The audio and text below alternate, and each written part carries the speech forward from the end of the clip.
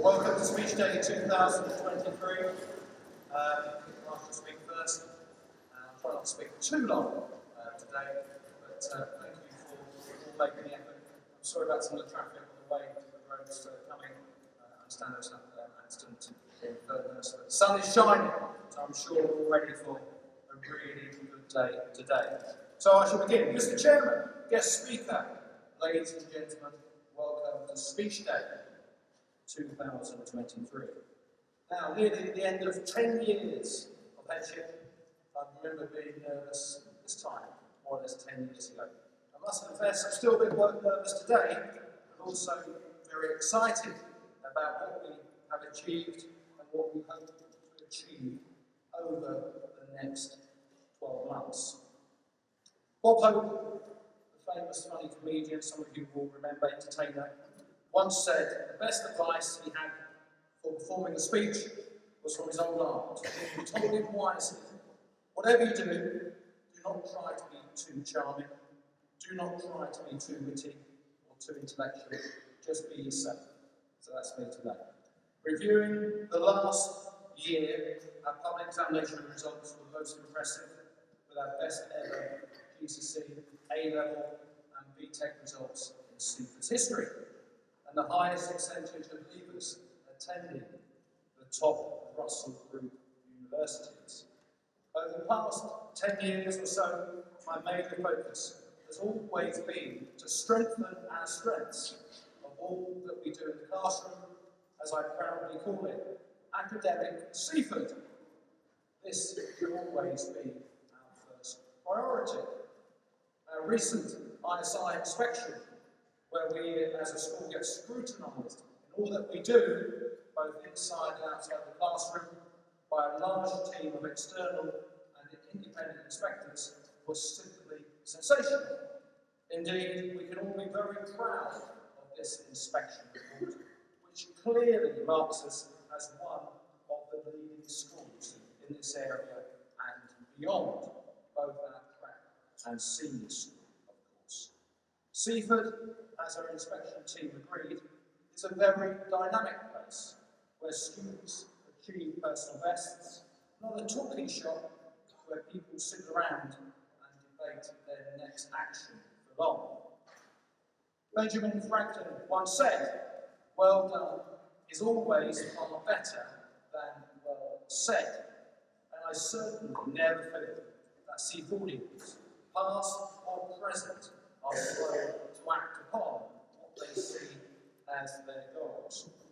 Speaking about students at school reminds me of this rather old school joke. Mrs. Smith says to John, John, if you don't hurry up, you're going to be late for school. John replies, holding on to the stairs tightly and screaming, I don't want to go to school. I don't like school. The teachers are really boring and don't like me. The children don't talk to me. There's nowhere I'm going to go. I won't go, so there. Mrs. Smith responds calmly, but John, you have to go because you're the headmaster. But you might like that one. It's not about me. Recently, I was reading an article on the BBC website. It recorded a debate that is going on at the moment about how many students from highly selective academic schools applying to university or entering in employment struggle because what the article described as a lack of the social skills. Seaford is proud not to be the normal independent school. If schools are only driven by league table positions, then there is a danger they will forget the real life people that sit behind every single one of those statistics that make up that so-called league table position. At Seaford, we of course believe that students can be smart in so many different ways.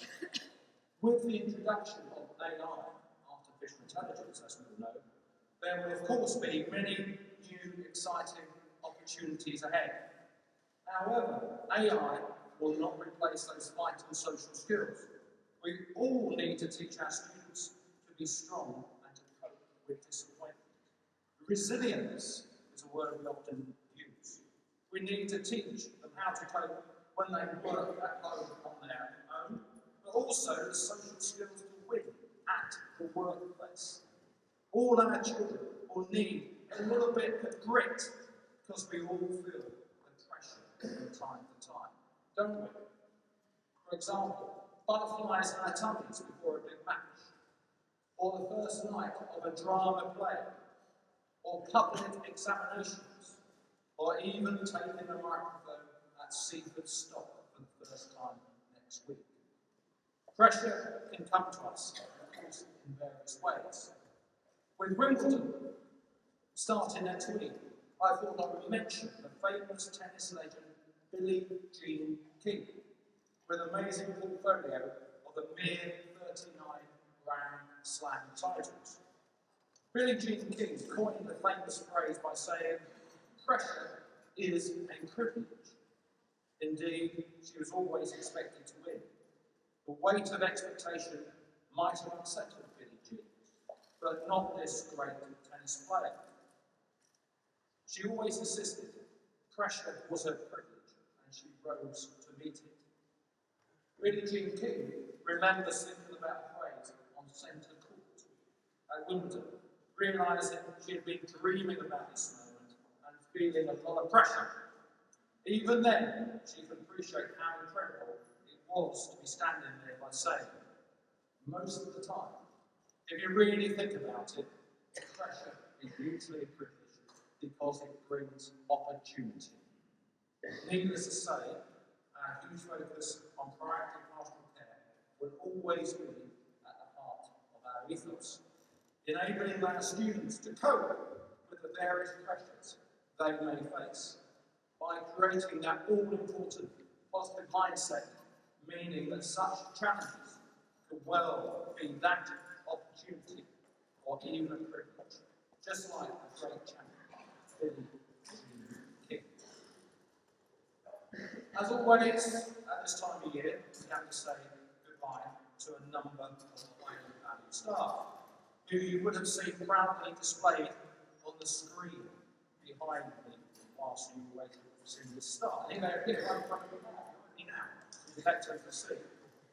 However, it would be remiss of me not to give a special mention to, firstly, John Thompson, who's retiring as Senior Master, head of Year 13 after 20 years of college, but returning to us as part-time in September. Thank you, John, for 20 years. Round of applause for John, please.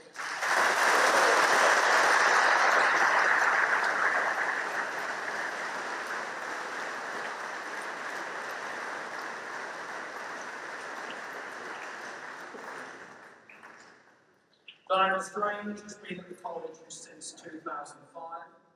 Diana has coached sport, been head of year, and of course over the past number of years been the architect behind our pink house. On this note, I know that many current and former students, staff and parents are just so grateful for all Diana has done for them over so many, many years. Thank you, Diana, and we wish you every success for the future.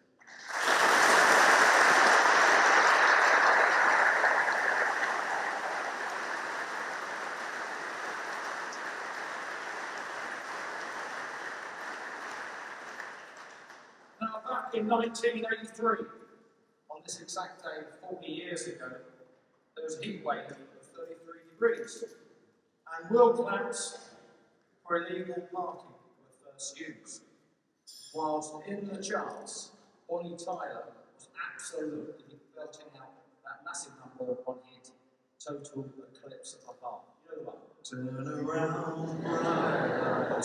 Every now and then, that's enough. Round of applause for that.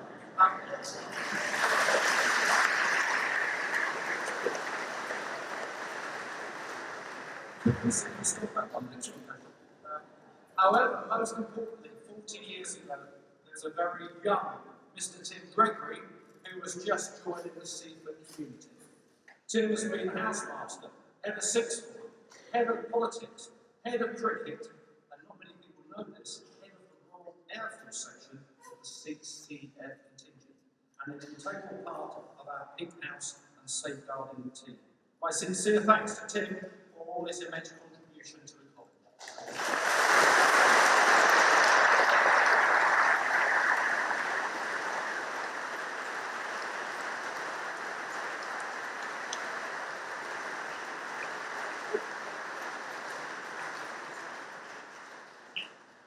I'd also like to thank my chairman and all the board members here today for their time, devotion, wisdom and support. The board meetings are incredibly proactive, challenging and thought-provoking, and firmly pushing Seaford in an exciting direction. Across the whole school, there's a really good sense that we're all on the same team. Hence, it would be totally remiss of me not to thank all those unsung heroes on our support and operations team, including my wife Charlotte. Most importantly, a huge thank you to my outstanding staff and senior team across both the prep and senior school. You're incredibly professional and always go the extra mile to support our students. Thank you.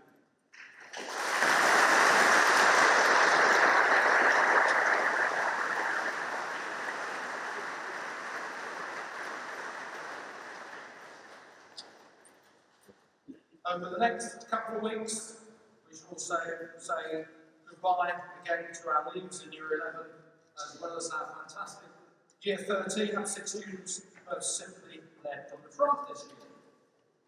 As part of our unique ethos at Seaford, we do encourage self-confidence.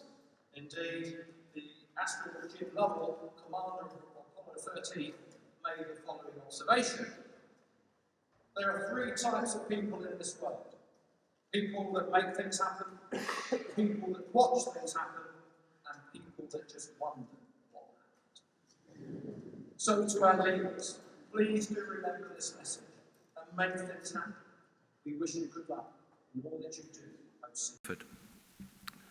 Once again, we look forward to some immensely exciting capital projects. This summer, just on my left, you'll see the tractors in. We're starting our new classroom block as we speak, as well as expanding our gym and well-being facilities downstairs. This facility will be ready over the next 12 to 18 months and will benefit all students across all age ranges, both in the prep and senior school. This summer, we're also extending our sixth form centre and creating an all-new Year 11 state-of-the-art year group base, ready for September. We also hope in the near future, fingers crossed, to commence construction of our second AstroTurf, currently in the last stages with the planners, combined with the new tennis courts on Springfield over there, which will act as playground facilities for our prep school. And we're just waiting for the planners to come back to us on that now. In addition, we await instruction, once again from the planning authorities, for our new woodland classroom block, just south of the DT and art facility, as well as our new ropes and zip line course in the woods on Springfield. Once again, importantly, all new planned facilities will greatly add to the education of all students across all age ranges, both the prep and senior schools. Very exciting times ahead indeed. Now, to one of my favourite films, Star Wars. Let's take a moment to consider the wisdom of the great philosopher and Jedi Knight, Yoda. Remember, he is not just a swashbuckling, lightsaber-wielding, double-back flipping fighter, careful how I say that.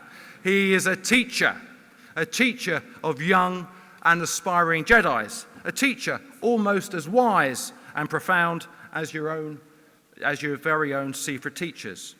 Now, it is true, the ultimate purpose of Yoda's teachings is to inspire his students to go out in the universe and conquer evil. Like any Jedi, you Seaford students will go out to the wider world to brave great challenges and accomplish great things. But listen to Yoda's words of wisdom. Truly wonderful the mind of a child is, but much to learn you still have. So beware of the dark side of the Force and consider all before you act. Indeed, a Jedi must have the deepest commitment, be determined and to react to what is in front of them. Very often, all Seaford students and staff here are true Jedis. On this note, did you know that if you put fleas into a jar with a lid for 3 days, then after those 3 days remove the lid, those fleas will never jump above that level again. And even stranger, so they say, the offspring of those fleas will never exceed that height either. Now, I would never compare our fantastic students to those insects. But I do want to say to all our students that if there is no lid on what you can achieve, and if you really put your mind to it, you can jump to heights which you all thought were never possible. This is Seaford. You'll be pleased to know that my speech is coming to the end.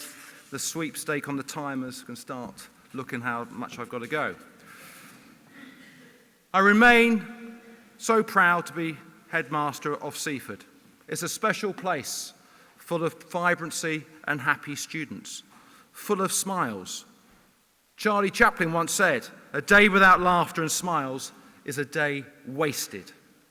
Parents and students like what they see at Seaford, and as I always say, what you see is very much what you get. Even though we are on the back of an outstanding inspection report, which undoubtedly places Seaford as one of the leading schools in this part of the country, I and we still have much to do by making sure we continue to drive standards and ambitions in all that we do. As I've said before, complacency is never a word used here. We always look to make our strengths stronger, while staying absolutely true to our most special and unique ethos, where we believe in each and every student. So my final message to the Seaford community: always be positive, always be ambitious, always be proud, always be Seaford proud. And on this note, well done, Team Seaford. Please do keep on keeping on, loving to learn, and of course, smiling. Ad alta. Thank you very much.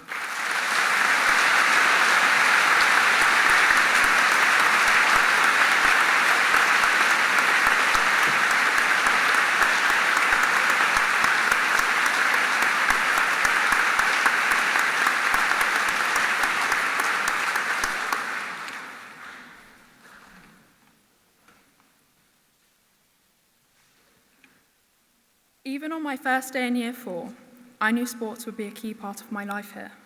Whether I've been having a good or bad day, sports has been a constant. Stepping onto the court, pitch, or jumping into the swimming pool, sports has always allowed me a space to focus on something else. In the years to come, I know that while certain victories will stick out, it is the feeling of being in a team which I will hold closest. I've come to learn here that a team is a lot more than just a group of people who play together. And I think this is a good reflection of what Seaford sport means to me. It is the friendships formed across different year groups. It is the encouragement to recover from an injury.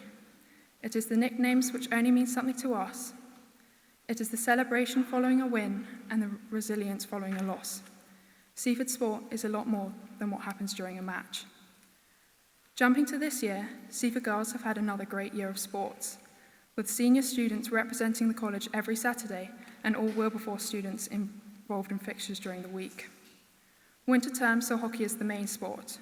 A competitive and aspirational fixture list resulted in some terrific battles on the Astro. An amazing opportunity to travel to Barcelona and compete against international opposition was a true highlight. I'm certain this has filled students in the years below us with anticipation. Coming into the spring term, we turn our attention to my personal favourite, netball, and I was lucky enough to captain the first team. The season saw many successful events, such as tournaments across all age groups, an overseas tour, and an all-stars match. I want to thank all of my amazing teammates and coaches for making the final season so special. The summer term is a great example of the variety available here, with girls able to choose from a growing programme of cricket, tennis, and athletics. A real highlight was the recent hosting of a girls' cricket festival for the first time at Seaford, which saw our girls competing over 3 days in various formats of the game. Throughout the year, as part of both the recreational and performance athlete programmes, the gym is available for use, which with the help of Mr. Rees has allowed many of us to reach what were once distant goals. I must also make a special mention to our Year 9 girls rugby team, who played at the Roslyn Park National Sevens competition. the first time ever that we have had representation on the rugby pitches. Well done, girls. We were all so proud of your achievements. Away from our core sports, Seaford has continued to excel and grow in many other areas of sport. We have had some outstanding successes with the equestrian team, who are now regularly competing on a national stage. Golf is thriving, with more players competing and playing on our own beautiful course, and further afield on some of the most prestigious courses in the country. We have had our swimmers representing Seaford at national finals and sailors competing in various regattas throughout the season. Seaford is now firmly becoming the co-educational school of choice for sport in the South. Whether you want to be a champion rock climber or the next best hockey player, Seaford really has it all. So on behalf of myself and many other leavers, my advice to the younger students would be to embrace it and grab any opportunity on offer. Finally, much like the little girl in Year 4, thanks to Seaford Sport, I know wherever I end up and whatever I go on to do, there is one thing that will remain a constant presence in my life: sport. Thank you, Seaford.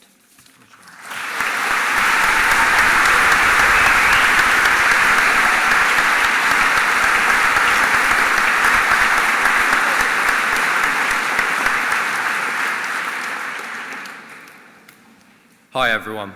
For those of you who don't know me, my name's Fraser, and I was lucky enough to be selected as this year's First 15 rugby captain. Boys sport this year has once again developed to another level, with students across the board succeeding locally, regionally, nationally, and even internationally, showing the depth of the talent we have here.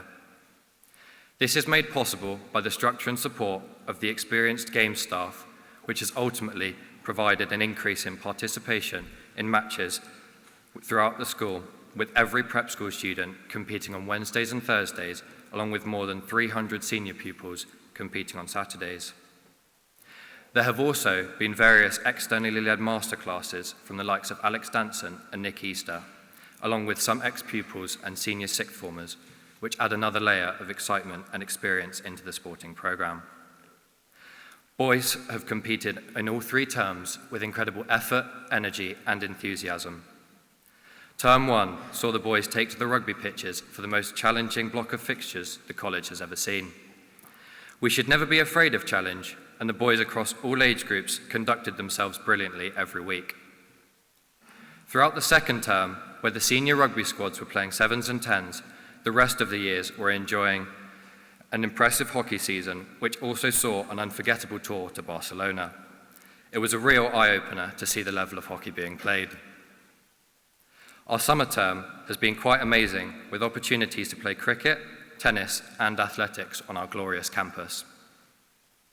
Beyond these sports, there are countless other wide-ranging opportunities to satisfy every student's sporting passion. From golf to swimming, equestrianism to spinning, working out in the gyms to cross-country running, and many more. At this point, I would like to thank all the incredible support staff of the college who work tirelessly to provide us with stunning pitches and grounds and the best match tees on the circuit.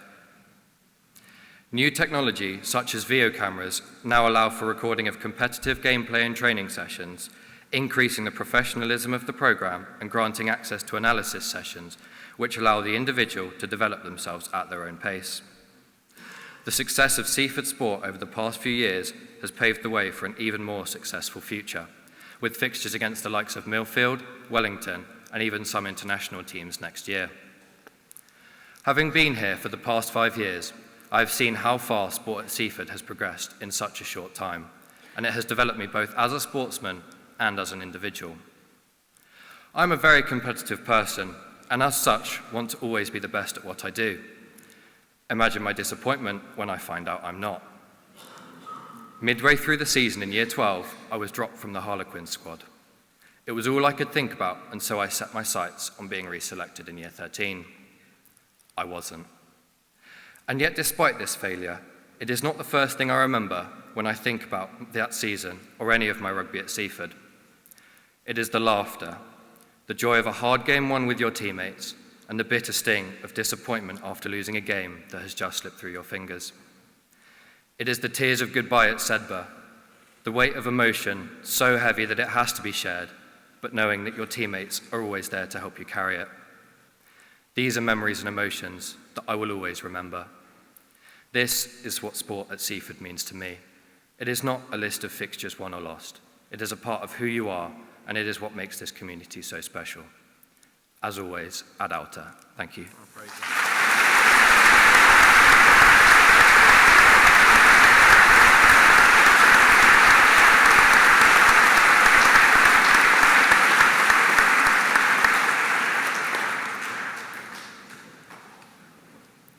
This year had a much more normal feel to it, now that we can say we're in a proper post-COVID era. The CCF took full advantage of this by putting on the maximum scope of exciting, challenging and rewarding activities. This year started at the end of the summer holidays, with the new sixth form cadets coming into school to learn the skills of becoming cadet force instructors in order to be able to deliver lessons, trainings to the young cadets. A vital role which benefits both the new instructors and junior cadets. The first major event of the term was the biennial inspection, last conducted in 2018 and twice postponed during COVID years. The day was a resounding success. The reviewing officer was Commander Andy Harcombe, Royal Navy, one of the squadron commanding officers from Commando Helicopter Force based in Yeovilton. He observed several training serials led by our senior NCOs and a timed run from the cadets that had just completed the field gun training, an activity that was so well received we plan on giving it a permanent place in the programme. Our Remembrance Sunday service returned to its normal format, and in addition, we were able to host a far greater number in the congregation than last year.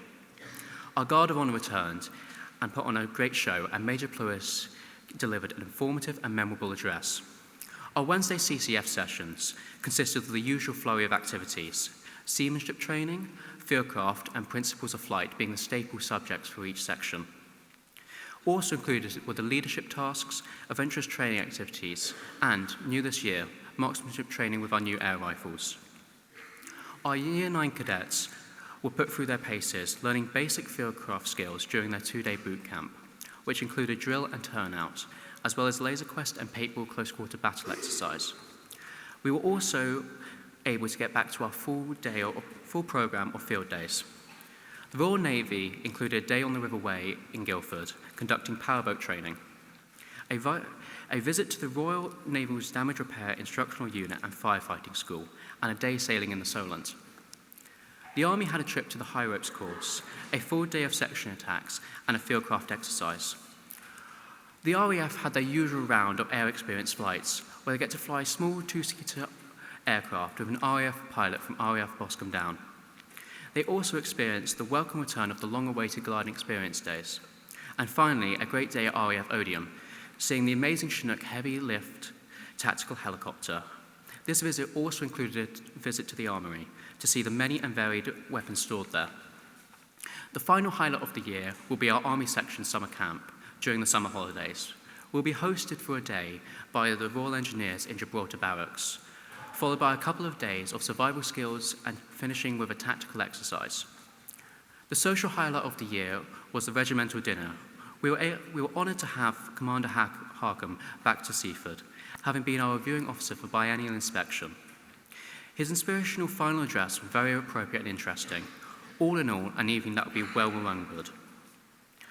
Our adventurous training camp to Cyprus, which was planned for the Easter holidays, was put on hold by the MOD, but it will now take place next Easter. It will be open to cadets from all sections and should be a fantastic opportunity. Thank you.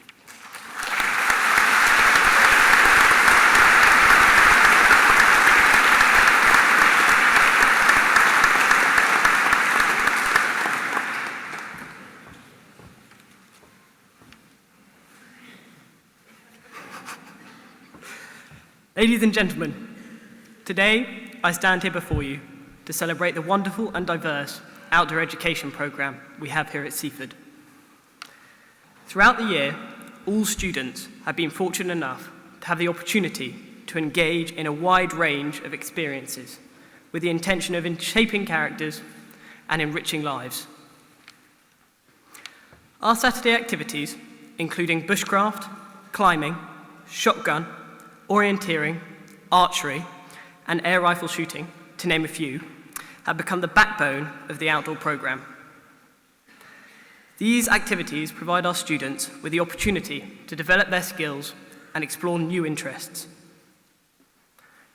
Climbing continues to feature heavily across the whole school, with students working their way through the different levels of the National Indoor Climbing Award Scheme, with some taking it a step further by participating in the Inter-Schools Climbing Competition hosted by Eton College, enabling them to boost their confidence, skills, to fuel their motivation for excellence, and most importantly, attain higher climbing grades.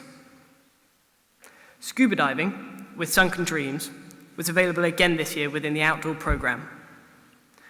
Students had the chance to immerse themselves in the underwater world and work towards earning their PADI Open Water Award.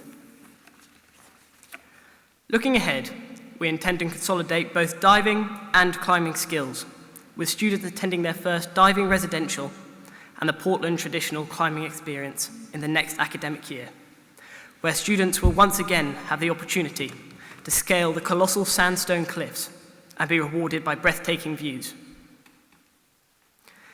This year also saw the return of the popular Welsh 3000s Challenge, seen as a standout moment for the select group of determined and adventurous Year 12 students who conquered the challenging mountains in the Erie National Park, also known as Snowdonia National Park. Through their determination and resilience, they showcased their true spirit and character. Despite some challenging weather, their good humour prevailed, making it a resounding success. Seaford College continues to operate as an independently licensed Duke of Edinburgh Award Centre, which has provided hundreds of students with the opportunity to uptake bronze, silver, or gold awards during their time at Seaford. The Bronze Expedition training takes the form of a regular weekly meeting where participants develop teamwork, campcraft, navigation, and emergency first aid skills, culminating in a training day in the autumn term in the surrounding areas of the college grounds, followed by their 2-day qualifying expedition within the South Downs, where students get to camp amongst the most beautiful Meon Springs. This year, 9 groups successfully completed their expedition, learning a vast amount about the importance of good navigation, cohesive teamwork, and most importantly, Haribos. Our silver team completed their very wet and windy training expedition in the New Forest during October half-term, and have just returned from their qualifying expedition in the Forest of Dean. The team had a chance to navigate through the wonderful Wye Valley, whilst creating content for their team's presentation that they will deliver before the end of term, thus drawing to a close their silver experience this year. This summer, I will have the privilege of being part of the popular gold-level sea kayaking expedition that the college delivers. Our team has the opportunity to learn the new skills necessary to plan, equip, and conduct a water-based journey in a tided, sheltered water of both Poole and Chichester Harbour.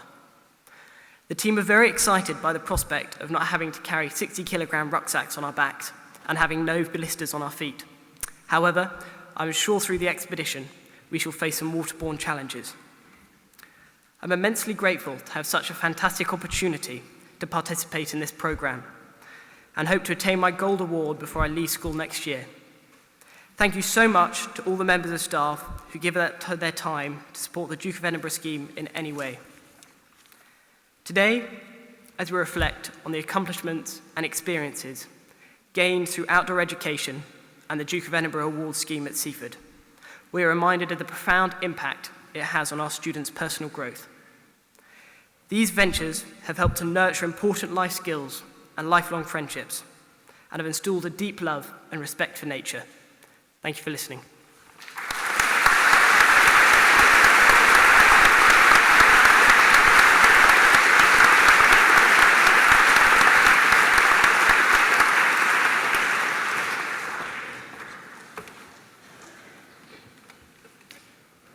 This year has been bursting with performing arts, from a department relishing in proving that the arts, despite the tricky previous years, are still enormously valued by students and staff alike. The year began with a higher than ever uptake in all clubs and activities relating to performing arts, alongside burgeoning numbers of students taking peripatetic lessons in lambda, music, and dance. Our senior school musical, The Phantom of the Opera, involved an enormous cast and crew, and play to full houses on each of the 4 nights. A strong ensemble cast and student-filled orchestra contributed to the huge success of the show, but those playing the principal roles must be especially commended for the professionalism of their efforts. The performances were truly spectacular, lending high-quality playing from the band to support the high-quality singing, fine acting, and stunning dancing. The prep school musical, Mary Poppins, proved that future stars of the stage are already setting their standards and sights high with 2 wonderful shows. The performances were full of fun, joy, and totally supercalifragilistic.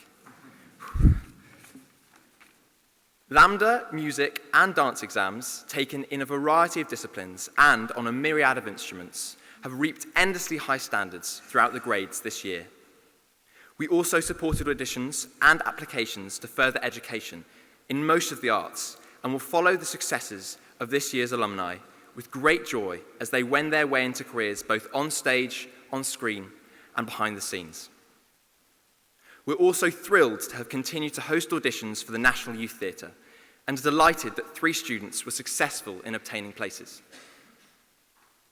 The prep school and senior dance shows, alongside the syllabus showcase performance, have given our dancers wonderful opportunities to prove their extremely high standards in all disciplines of dance. We have witnessed incredible solos, duos, and ensembles from every age group at all our dance events. The Lunchtime Concert Series continued to bring a depth of performance skills and musical successes to all students keen to display their talents in an informal and supportive setting.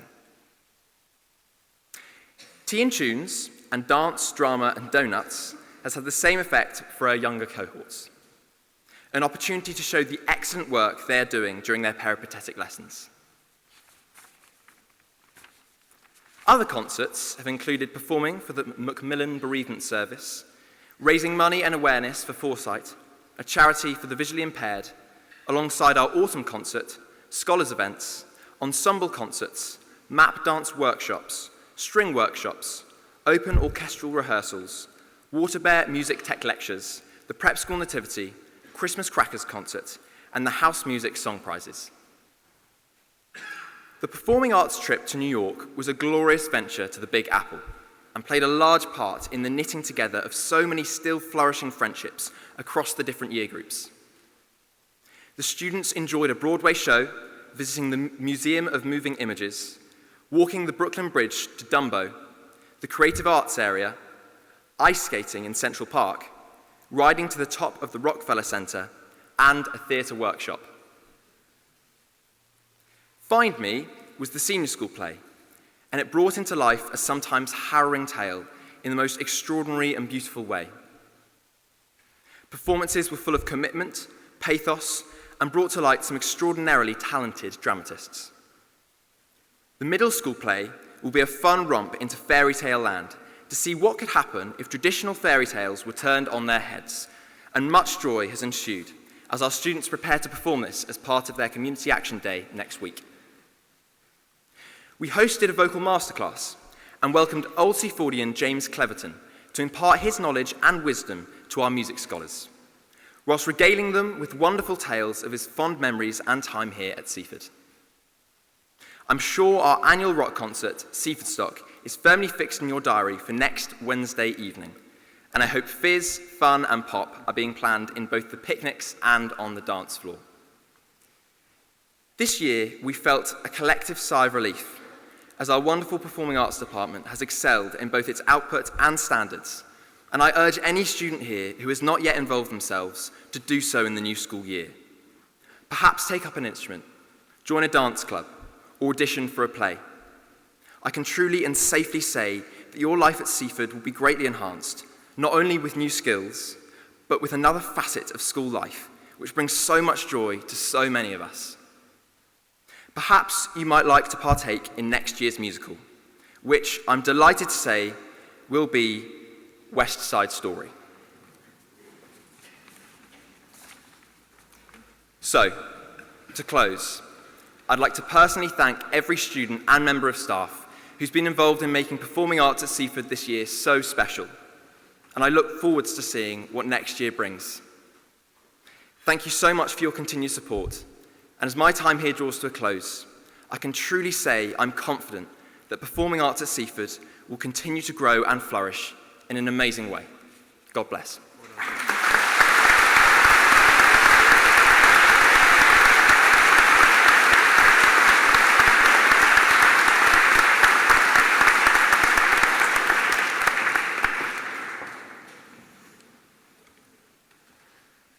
Community Seaford is an exciting, thriving and diverse aspect of college life.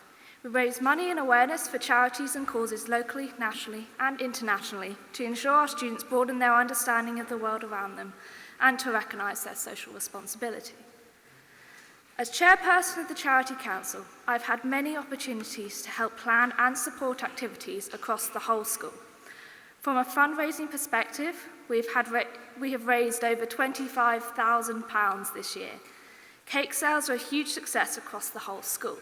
Macmillan, Children in Need, Comic Relief, Children on the Edge, All Sorts Youth Project and the Food Bank have all benefited from this tasty fundraising method.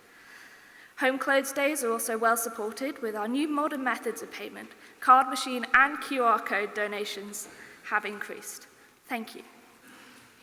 Easter week raised nearly £2,500 through cake sales, home clothes days, a raffle and Easter orienteering tasks in the prep school. The school choir continues to raise funds during external concerts. Christmas Jumper Day and the Carol concert at Chichester Cathedral helped support Save the Children and elected charities respectfully. This year, thanks also goes to Miss Pennell and the cast of Find Me, who raised £1,500 for Young Minds. It is through collaborations such as this that we see our community strengthen. Linking school events with complementary charities is a direction that we will be working to develop further next year. The Eco Committee is another branch of our community that we have seen collaborations thrive. Green Week, back in November, raised £700 for Water Aid and the Woodland Trust and ensures that we remain a Green Flag Award winner. By combining charity and sustainability with eco-awareness and moral responsibility, Seaford sent out over 100 Samaritan Purse shoe boxes to children who have never received a gift in their life. Well done to Sixth Form team for organising this alongside Mrs. Ferris's class of the prep school. Our first ever pop-up charity clothes shop was also a great first step into recycling and charity fundraising. Stone Pillow and St Wilfrid's Hospital brought around a huge range of party dress, flat caps, fancy hats and so much more to the Mansion Marquee in May. With nearly £700 turnover in 2 short hours, both charities are keen to return. However, it's not just about money. Building awareness of our social responsibilities is also an essential part of the process. Giving time, either directly or indirectly, to help someone is crucial. Community Action Day celebrates all the work that we do. With approximately 4,800 hours of volunteering across 40 venues in one day is a staggering feat of planning and implementation. I would like to thank everyone in advance to their commitment to this amazing event that will take place on Thursday the 6th of July. This year, the prep school students visited multiple care homes in Midhurst and Petworth, making cards, singing happy birthday and sharing stories across the generations. The Year 1s and 2s have been to Aldingbourne Trust in Chichester to play with the animals and to see how the whole facility works. Being supported by adults with learning disabilities and, most recently, our congratulations must go to 30 Year 8 students who spent a night in cardboard shelters to raise awareness of homelessness in the local area. Stone Pillow from Chichester joined us that evening to lend a hand as well as speak to the students about this issue. Finally, the school also has a long-standing commitment to the support of the Chichester District Food Bank. Our pledge to buy, make and distribute kids' packed lunches to those children who would go without school meals during the holidays has seen the college send out over 1,300 food parcels to date, and another 400 are to be made next week at Community Action Day. Some sixth form students also volunteered directly at the Chichester Depot to see how vital the service is. To ensure we continue to offer such a vital service, we need your support. One box costs approximately £30. If you could do so, there's a QR code attached to the back of your programme. Please buy a box today.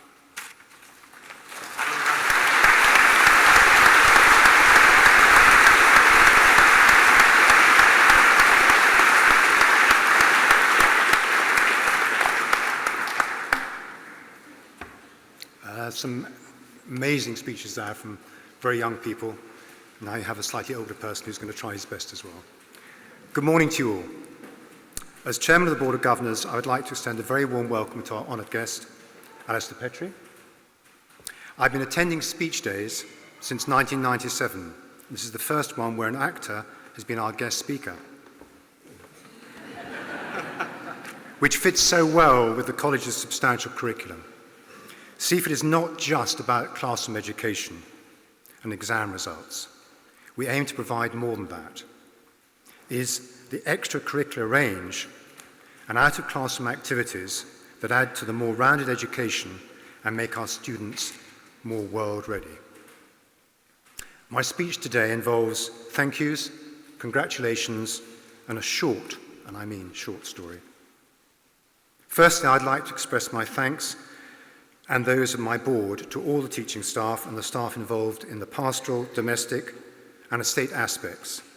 Every single one of you plays a vital part in the success of the college, and you make it such a special place in which to receive an education. It has been an outstanding year as the college continues to progress and to meet the targets set in the Headmaster's plans. The vibrancy of this place is amazing, and each week I hear from local people great things about what is happening here. And to cap it all, the recent ISI inspection rated the college as excellent across all categories in academic and other achievements and in personal development. Such a rating is richly deserved. Next, my personal thanks to my Board of Governors. The college is most fortunate to have a very skilled and dedicated board who gives a substantial amount of time freely and for the benefit and advancement of the college at all levels. The board works very closely with the senior management team to deliver on a number of different projects. It also seeks to make the college as resilient as possible against the constant challenges, whether financial, political, or from society generally, whilst at all times adhering to the college's ethos. I thank you also to all the students at Seaford. Whilst we celebrate a successful year and award cups and prizes today that are rightly deserved, we also celebrate all of you who have worked so hard this year and strive to achieve your personal best, whether in academic subjects, sport, art, DT, music, drama, and all aspects of college life. As to congratulations, these must go to John Green on completing 10 years as headmaster. It's been an incredible journey so far, and long may it continue in an upwards trajectory. He has transformed the college, and his leadership is inspirational. He and his senior team have created an atmosphere in which the college can attain the excellent ratings given in the ISI report and meet their required standards. Now for a short story. I expect some of you have watched the BBC programme Race Across the World. 5 pairs of travellers participate in an epic race that in 2023 took them through the whole of Canada, the second largest country in the world, from its west coast to its east coast. However, the pairs cannot take planes, must leave behind their smartphones and credit cards, and have no access to the internet. When I left school at the same age as this year's sixth form leaders, I emigrated to Canada to work in the biggest city, Toronto. After 9 months of working and saving up my dollars, I gathered my meagre possessions in an army kit bag and with a pup tent started hitchhiking along the Trans-Canada Highway from Toronto to Vancouver Island on the far west coast, where I had some cousins. It was 3,000 miles away and took 6 weeks. After a month there, where I rested and recuperated, I hitchhiked back on the same highway over 4,000 miles to the east coast. I did much the same as the Race Across the World contestants. And 50 years ago, there were no mobile phones, credit cards, internet, etc. And sadly, no camera crew. What amazed me, and what is very clear from the BBC series, is the incredible kindness and generosity of total strangers. Lots of people gave me lifts that were often out of their way and sometimes offered room and accommodation and board. Canada has a culture of paying it forward, which is simply doing something kind or useful for someone because someone else has done the same kind or useful thing for you. So for you students and especially the leavers, I hope that you'll be kind and helpful to others, as you'll never know when it will pay back. Take a piece of Seaford with you wherever you go. To close, a huge thank you to all of you out here, parents, guardians and carers, for your support and for making Seaford College what it is today, which is excellent. Thank you very much for listening to me.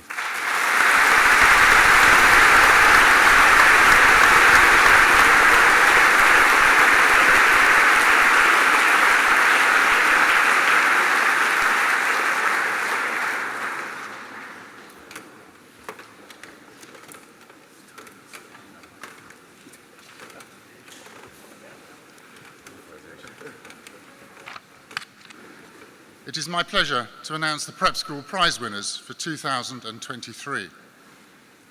For Year 1-2, the overall academic prize goes to Esma McGrill, the most progress to Sophia Kersop-Taylor.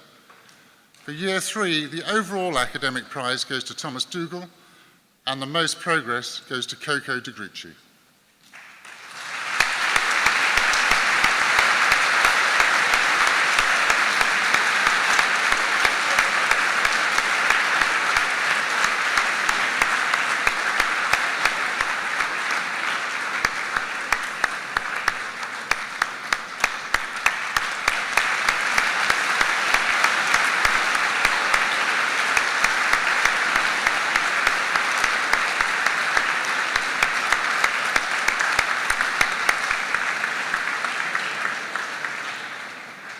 Moving to Year 4, the overall academic prize is awarded to Xanthi Job, the most progress to Finley Thompson, and for Year 5, the overall academic prize goes to Henry McGrill, and the most progress to Quinn Chalkley.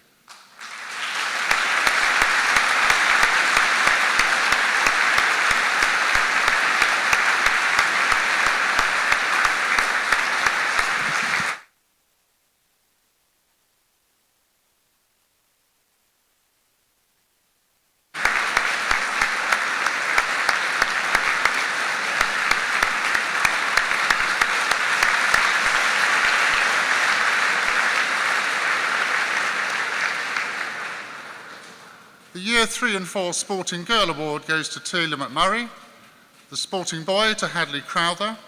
For Year 5 and 6, the Sporting Girl goes to Clemence Chandler, and for Year 5 and 6 Boy, Oscar Razzulli.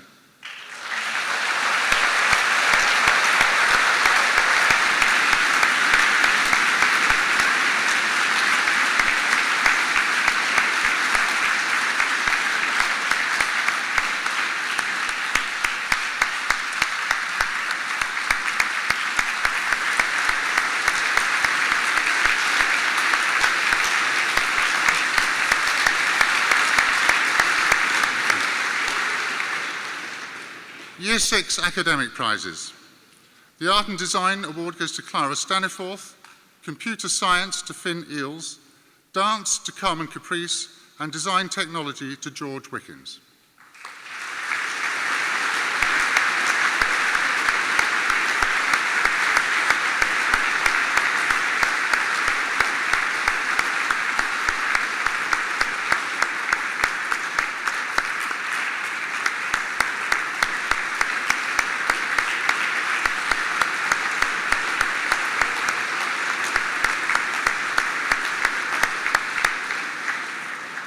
Year 6 Drama is awarded to Jessica Muggeridge, English to Rebecca Harker, French to Isabella Harker, and Geography to Annalisa Payne.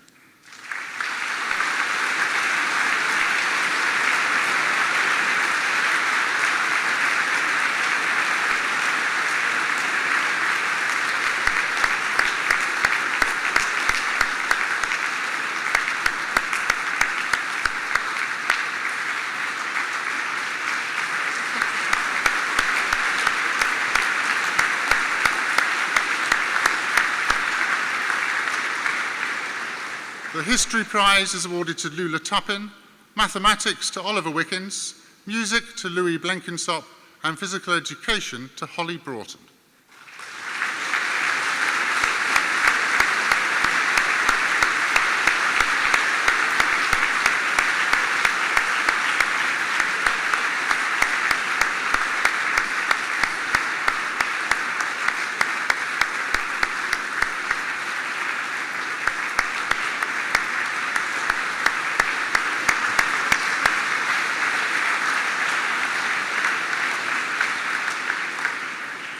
Religious Studies Prize goes to James Thompson, Science to Hannah Hand, Spanish to Otto Smithers, and the overall academic prize is awarded to Ella Newton and Rupert Hayter.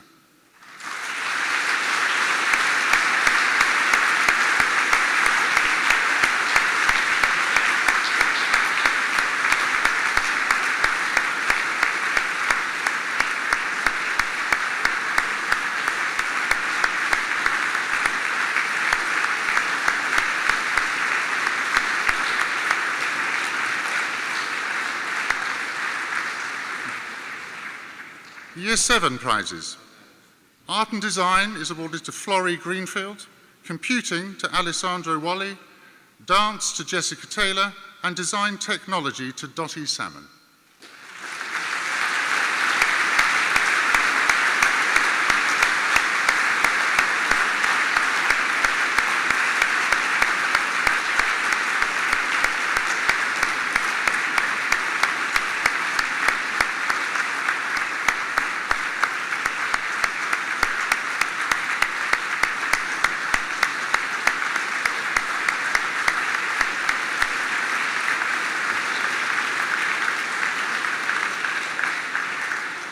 Drama Prize is awarded to Esme Richards, English to Imogen Coult, Geography to Martha Petty, and History to Leo Hardwick.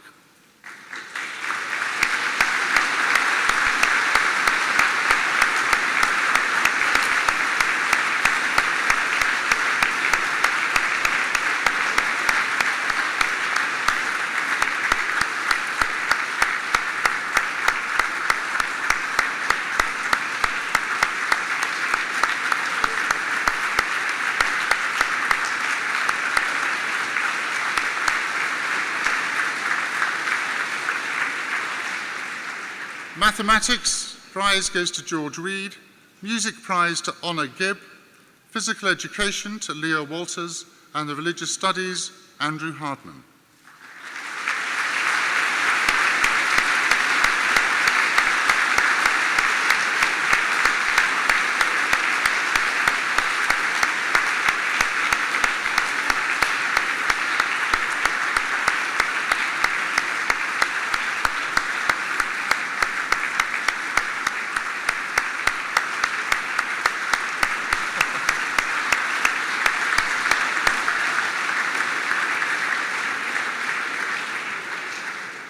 The Science Award is to Bray Todd, Spanish to Oliver Dunn, and the overall academic prize to Annabel Walter and Sam Twigger.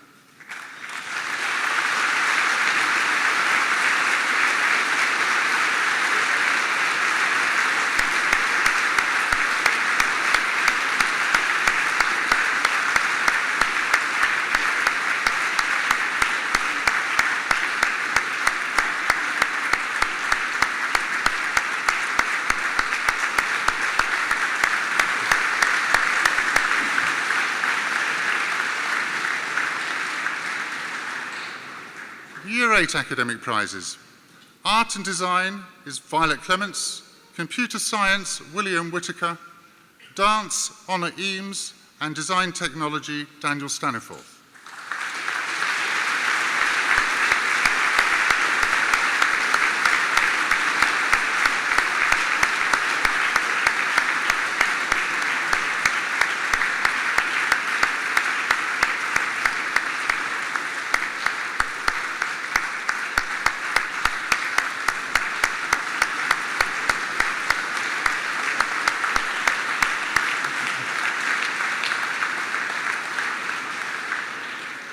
The Drama Prize is awarded to Matty Thompson, English, Tilly Malloy, French, Molly Forsyth, Geography, Connie Longman.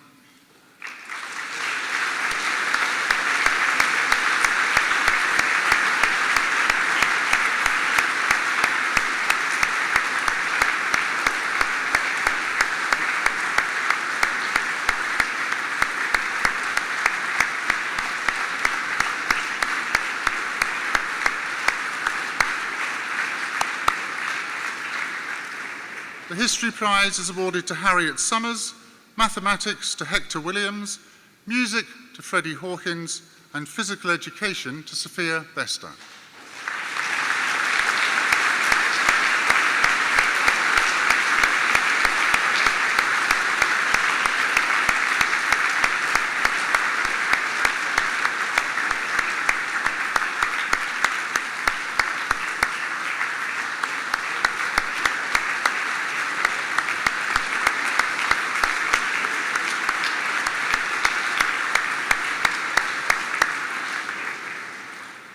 The Religious Studies Prize is awarded to Ben Thompson, Science to George Fairhead, Spanish, Alfie Teasel.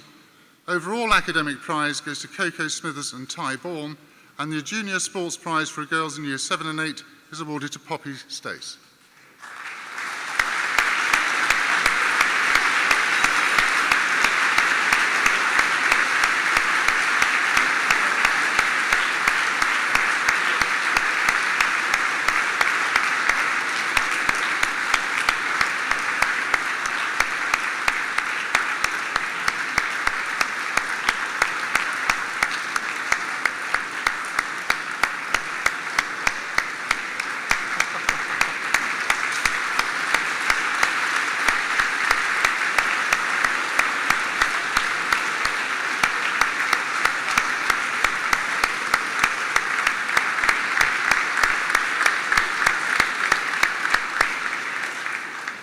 Now we come to the Prep School Special Awards. Wilberforce Promising Musician is awarded to Daniel Staniforth.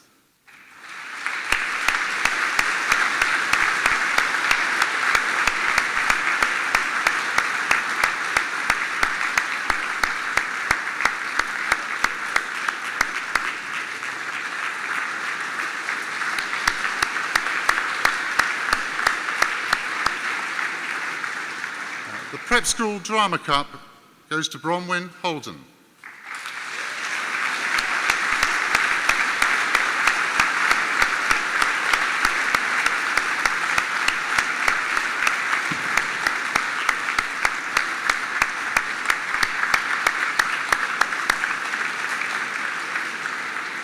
The Junior Performing Arts Cup goes to Jessica Taylor.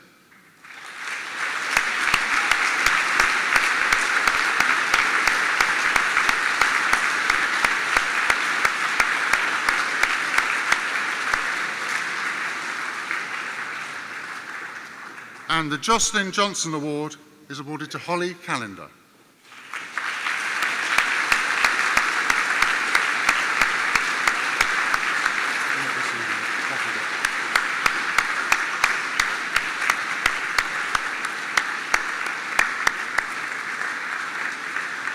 That concludes the Prep School prizes. Thank you very much.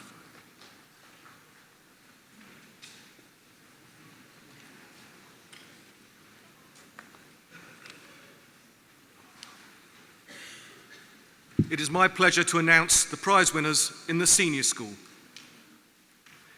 In Year 9, the Art and Design Prize is awarded to Anna Gardner, the Biology Prize to Thomas Botcher, and the BTEC Business Prize to Willem Mulder.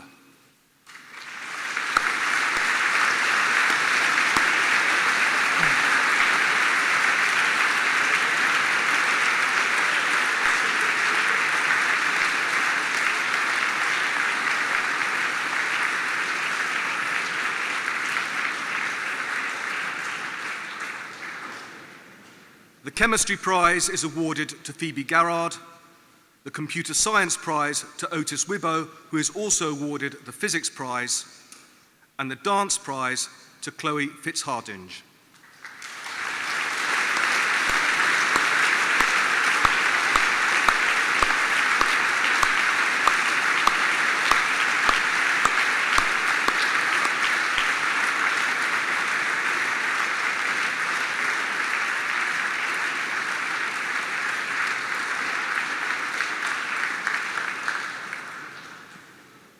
The Design Technology Prize is awarded to Lily Pittaway, the Drama Prize to Amelie Park, and the English Prize to Annabelle Powell, who is also awarded the History Prize.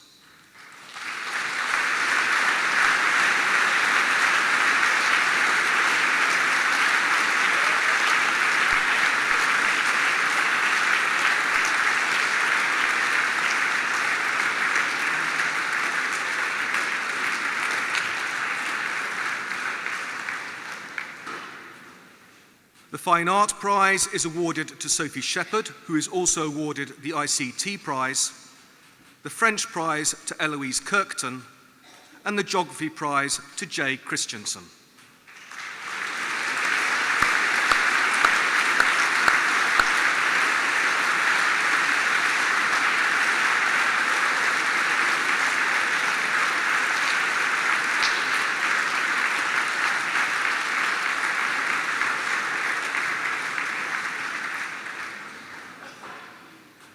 The Graphic Design Prize is awarded to Jago Moore, the Latin Prize to Kamir Rizu, and the Mathematics Prize to Maisie Petty.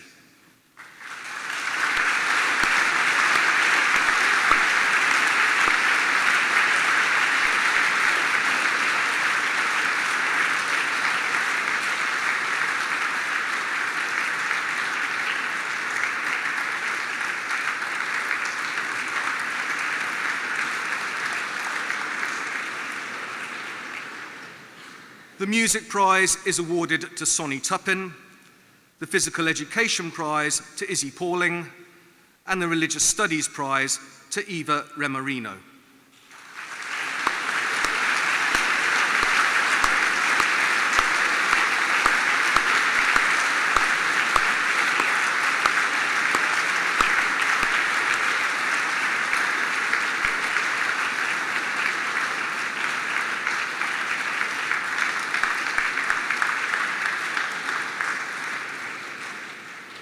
The Spanish Prize is awarded to Greta de Rosa, and the Textile Design Prize to Iris van Rikkelvorsel.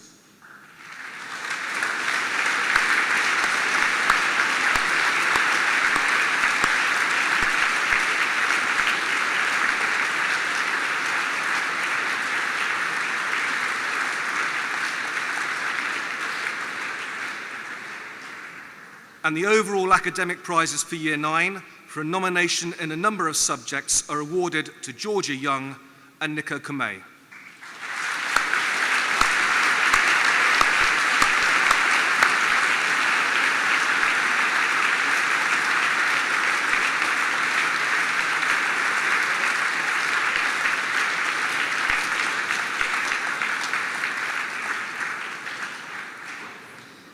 In Year 10, the Art, Craft and Design Prize is awarded to Sam McLaren Clark, the Biology Prize to Jenna Hardman, who is also awarded the Chemistry Prize, and the BTEC Business Prize to Freddie Salmon.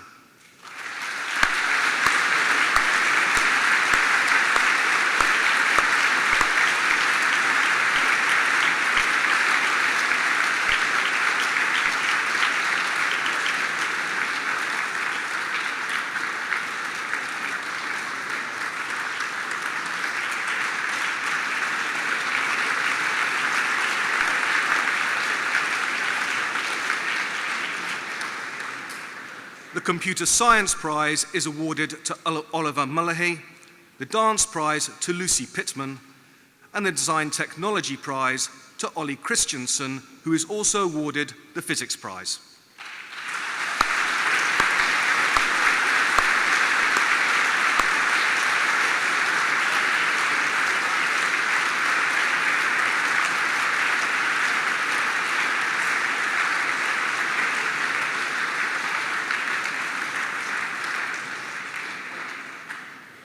The Drama Prize is awarded to Kira Humphreys, the English Prize to Emma Marsh, and the Fine Art Prize to Eva Briscoe.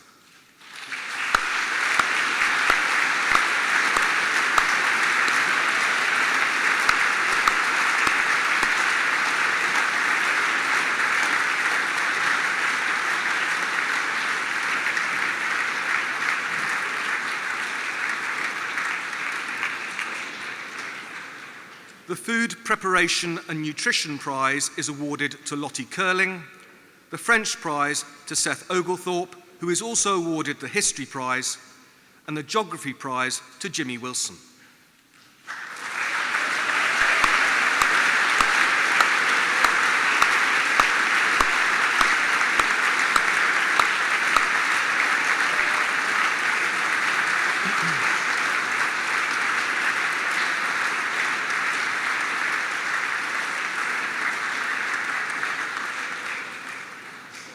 The Graphic Design Prize is awarded to Izzy Shute, the ICT Prize to Guy Phillips, and the Latin Prize to Alex Whitcomb.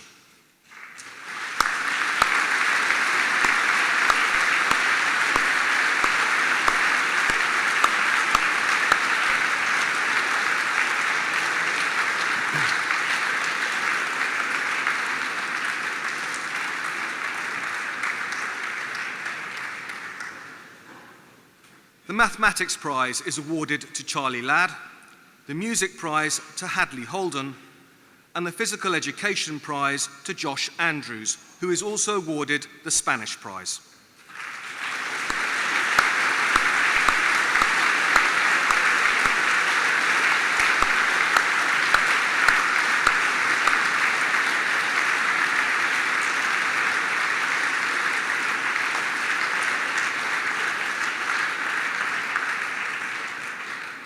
The Religious Studies Prize is awarded to James Connolly, and the Textiles Design Prize to Olivia Staniforth.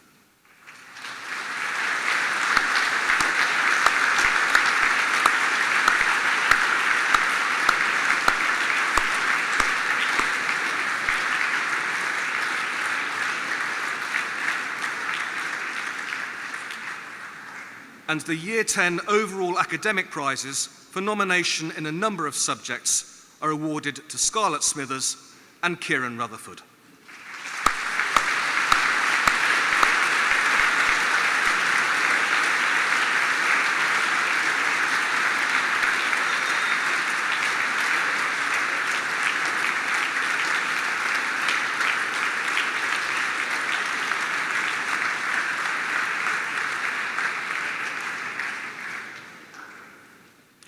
The Art, Craft and Design Prize is awarded to Amelia Dunkley, the Biology Prize to Amy Allison, who is also awarded the Geography Prize, and the BTEC Business Prize to Archie Cosgrove.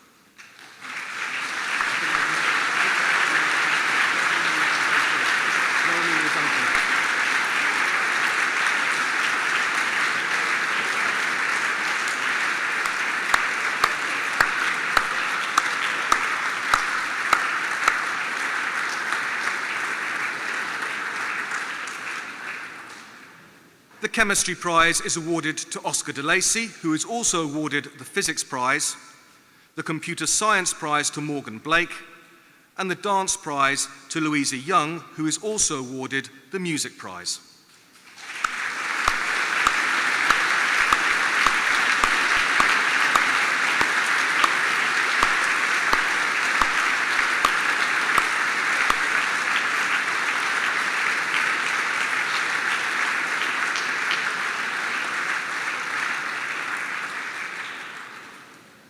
The Design Technology Prize is awarded to Poppy Radford, the Drama Prize to Maya Gardner, and the English Prize to Eloise Hudson, who is also awarded the Physical Education and Spanish prizes.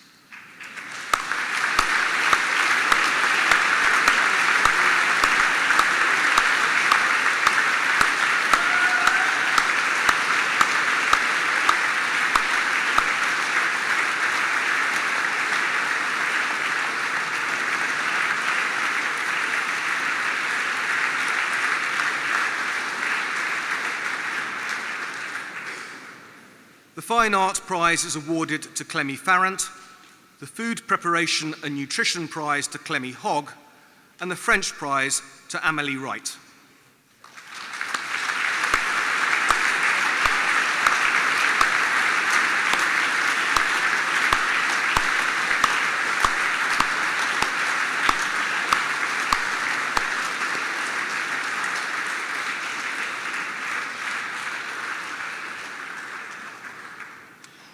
The Graphic Design Prize is awarded to Imi Stanley Evans, the History Prize to L. Thompson, and the ICT Prize to Max Birchall.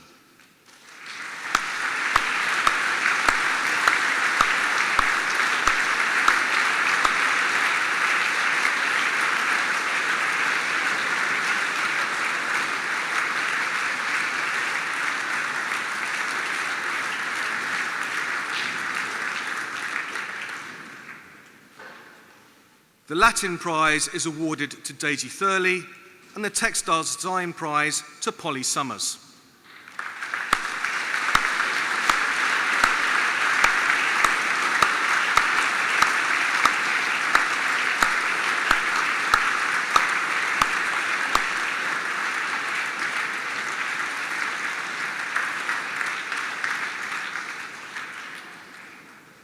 And the Year 11 overall academic prizes for nomination in a number of subjects are awarded to Freya Rostin and Marcus Finger.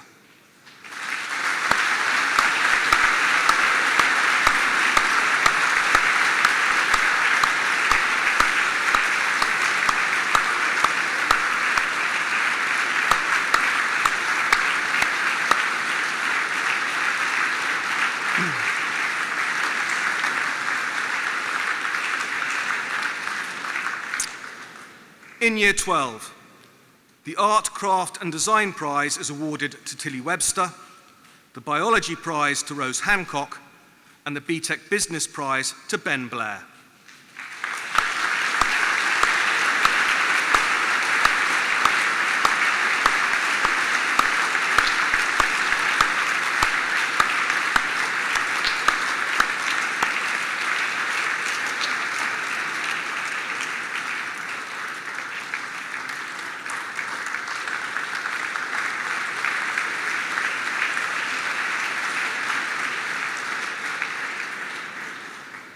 The Chemistry Prize is awarded to Florence Black, who is also awarded the Mathematics Prize, the Computing Prize to Jake Otley, and the Countryside Management Prize to Charlie McIntyre.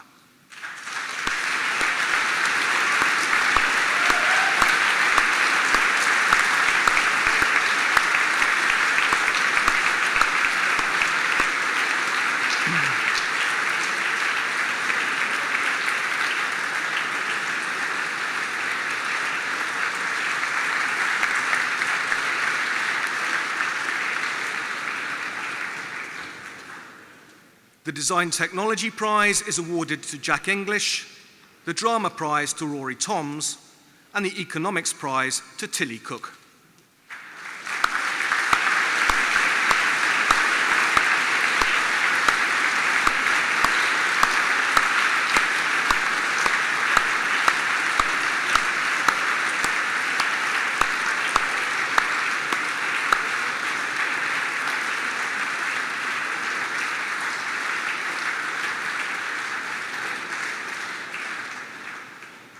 The English Language Prize is awarded to Ella Mitchell, who is also awarded the History Prize, the English Literature Prize to Amber Nelson, and the Fine Art Prize to Bethan Potts.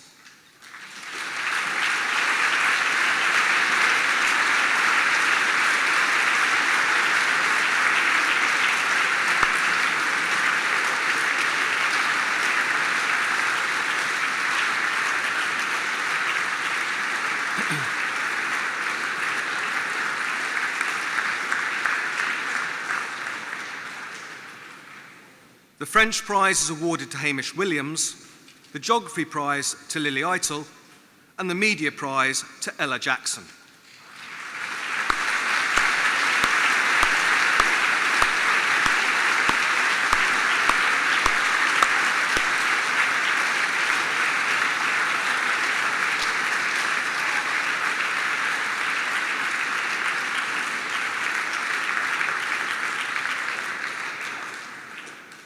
The Music Prize is awarded to Noah Pearson, the Music Technology Prize to Zach Leese, and the Philosophy, Religion and Ethics Prize to Gracie Greer.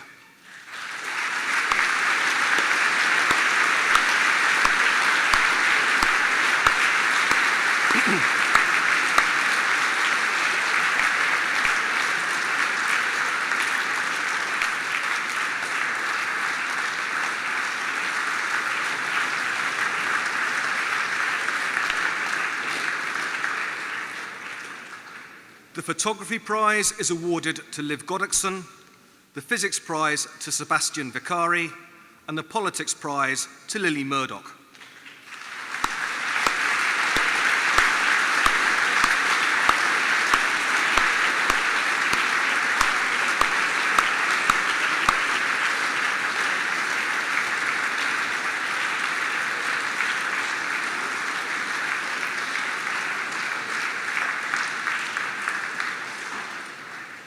The Psychology Prize is awarded to Eva Cartledge, and the Sociology Prize to Lucy James.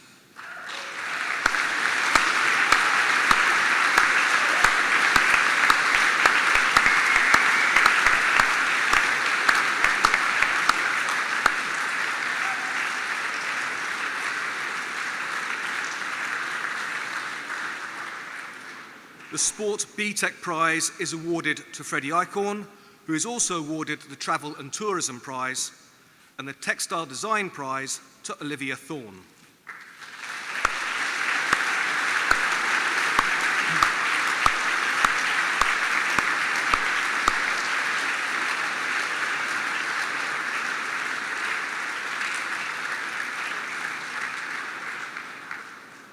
And the Year 12 Overall Academic Prize for nomination in a number of subjects is awarded to Oliver Bagley.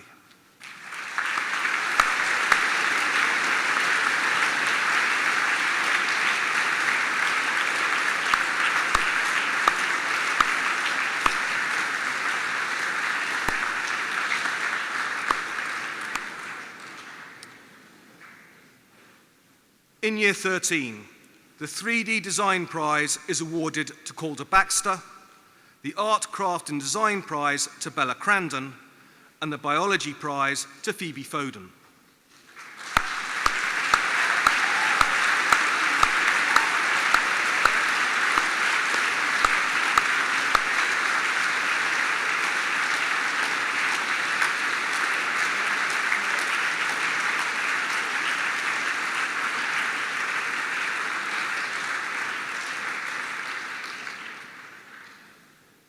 The BTEC's Business Prize is awarded to Maddie Boyardini and the Chemistry Prize to Edward Gordon-Thomson.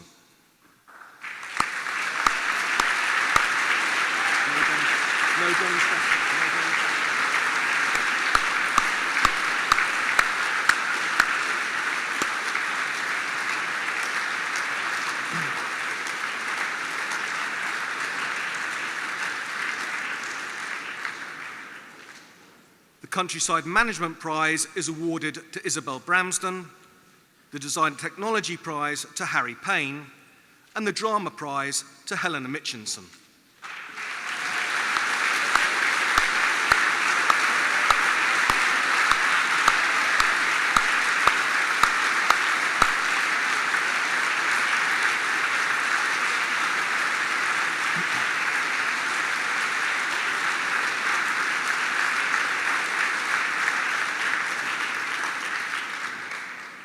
The Economics Prize is awarded to Alexander Philp, the English Language Prize to Charlotte Brinsmead, who is also awarded the History Prize, and the English Literature Prize to Lily Walters.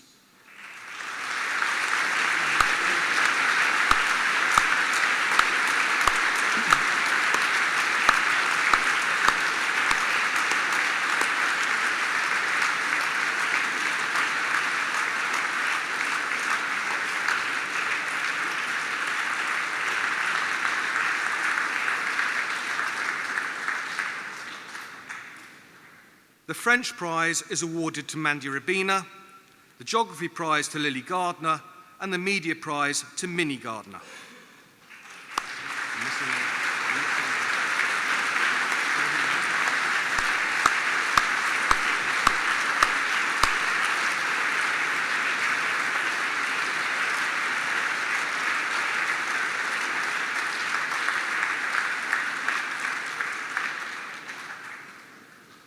The Music Prize is awarded to Sam Brown, the Music Technology Prize to Scotty Dewar, and the Performing Arts Prize to Sienna Elman Baker.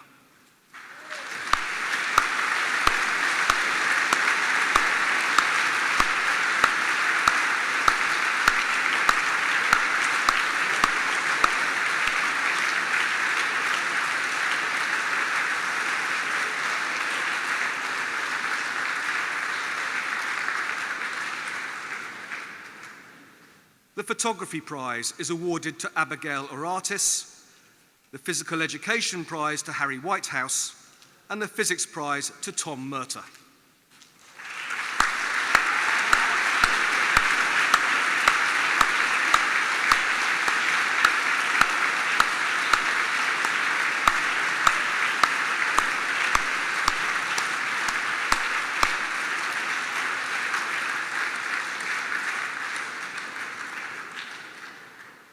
The Politics Prize is awarded to Amber Mullahy, and the Psychology Prize to Betty Johnston, who is also awarded the Textile Design Prize.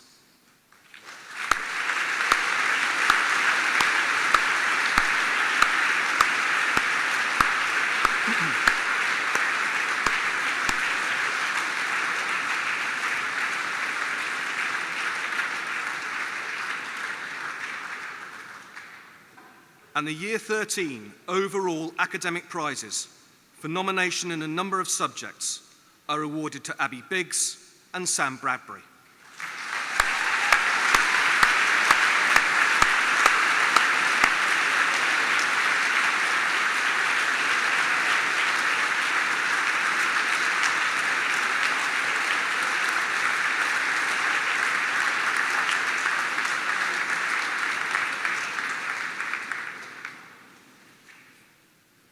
It is now my pleasure to announce the college's special awards.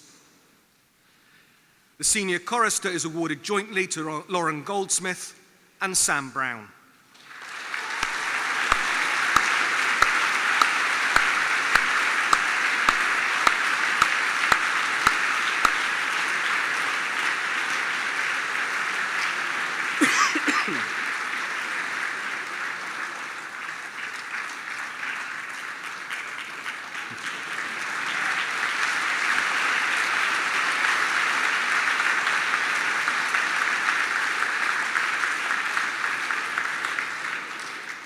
The Matthew Rose Music Prize is awarded to Louisa Young.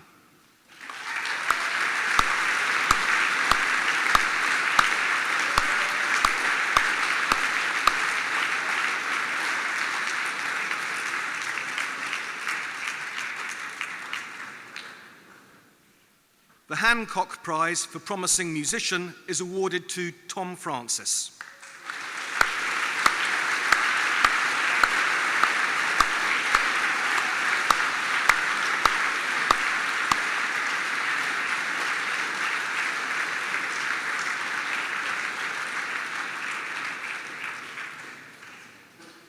The Tillman Cup for Senior Drama is awarded to Freddie Hall.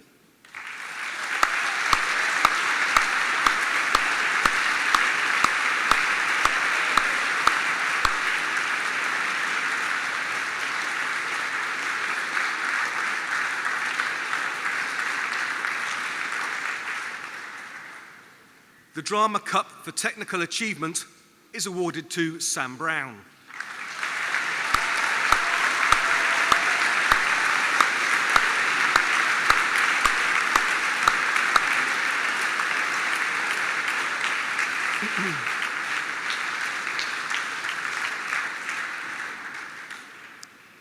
The Nick Caddick Memorial Prize for Art and DT is awarded to Guy Greenwood.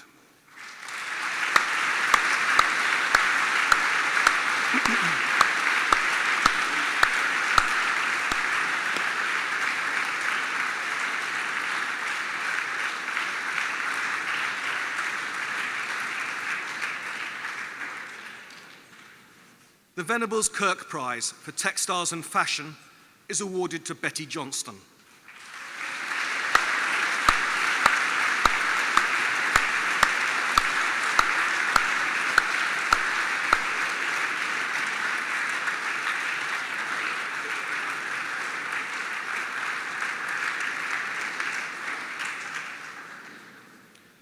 The Bailey Trophy for Languages is awarded to Mandy Rabina.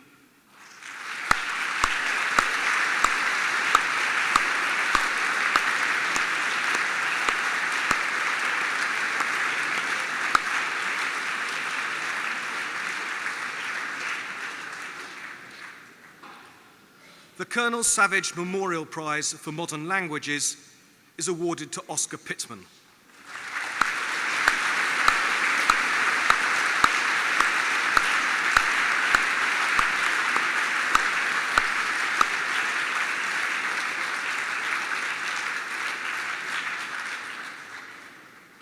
The Yayan Jones Memorial Prize for Creative Writing is awarded to Belle Sutcliffe.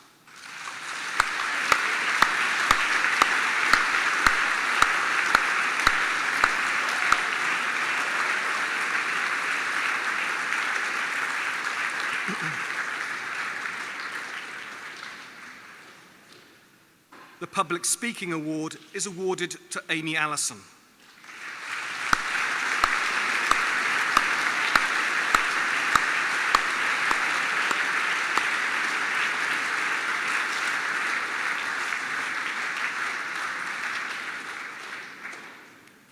The Duddy Award for Historical Study is awarded to Tom Murtagh.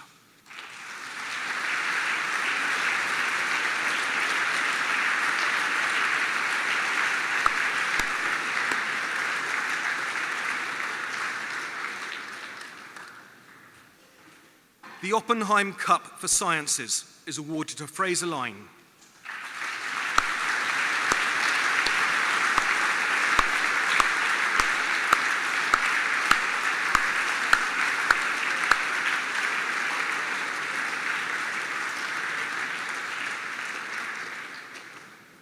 The Kettlewell Prize for Outstanding Mathematician is awarded to Harry Foster.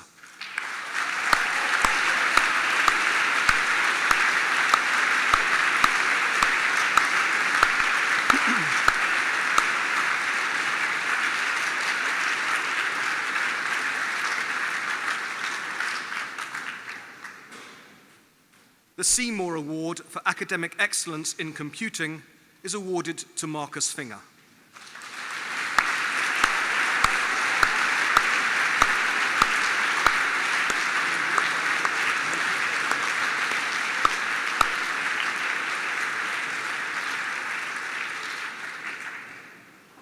The Extended Project Qualification EPQ Award is awarded to Clara Crispin.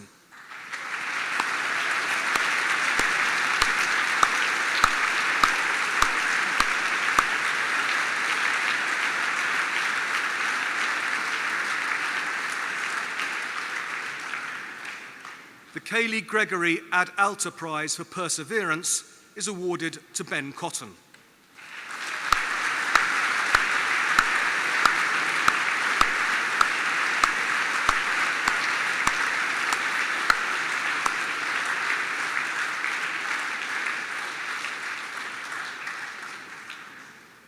The Tally Jones Award is awarded to Lily Eitel.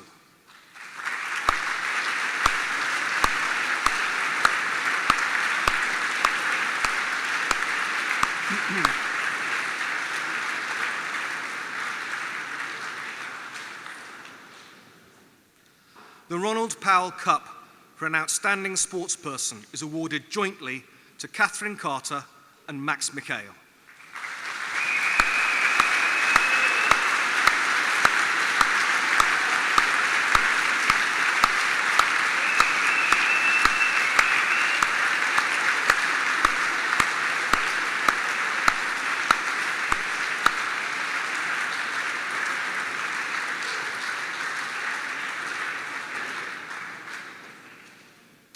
The Proops Cup for Outstanding Achievement in Sport is awarded jointly to Sabrina Bradley and Richard Twitchin.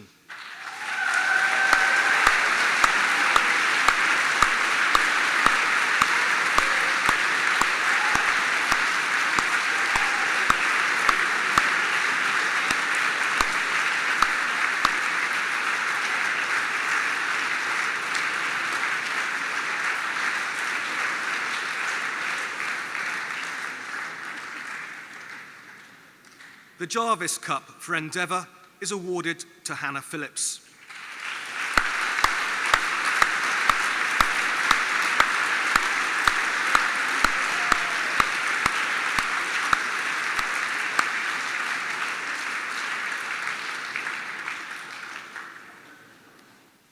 The Cadet of the Year is awarded to Adam Horstman.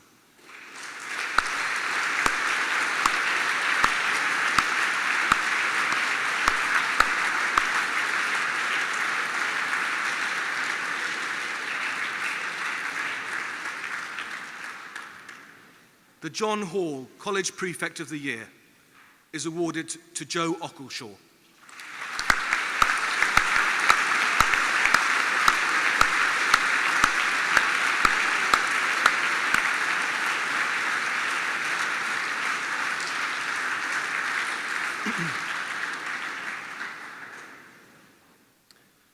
The Headmaster's Cup for Outstanding Contribution in a wide range of college activities is awarded to Isabel Bramston.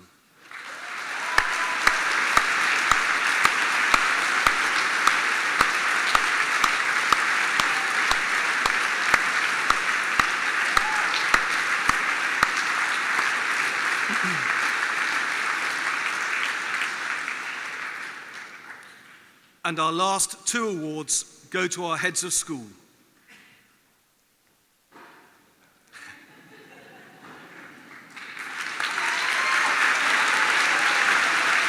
The Beresford Cup to the head girl, Bella Crandon.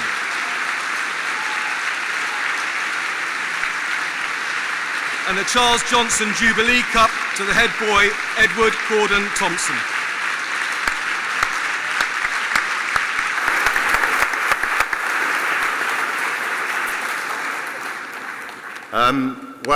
Actors hate giving out awards. They really prefer receiving them.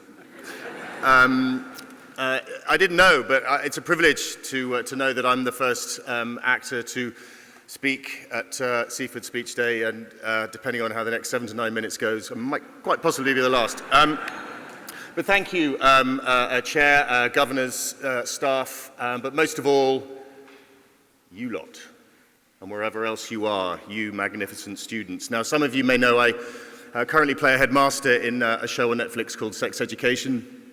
Usually gets a whoop if my agent's in. It's fine, obviously she's not in. But it has given me a real understanding of how difficult a job being a headmaster is. I didn't really know before. I sort of took it for granted that it was pretty straightforward. Probably the hardest thing you had to figure out was the logistics on the calendar. But actually, I discovered that the hardest part of being a headmaster is, again, you lot. You are magnificent, and you are brilliant, and you are contrary, and the older ones are hormonal, and you are stubborn, which makes you really magnificent. And in fact, I think it starts from a young age, and I'm looking at you lot down there. It starts at a very young age. I was once told a rather lovely story by a friend of mine who's a headmaster, who said that he was working in a school, being a headmaster, and the art teacher was called away on family business, so he, amongst many of his other jobs, had to step in and take over the art class, and this class was full of 6-year-olds.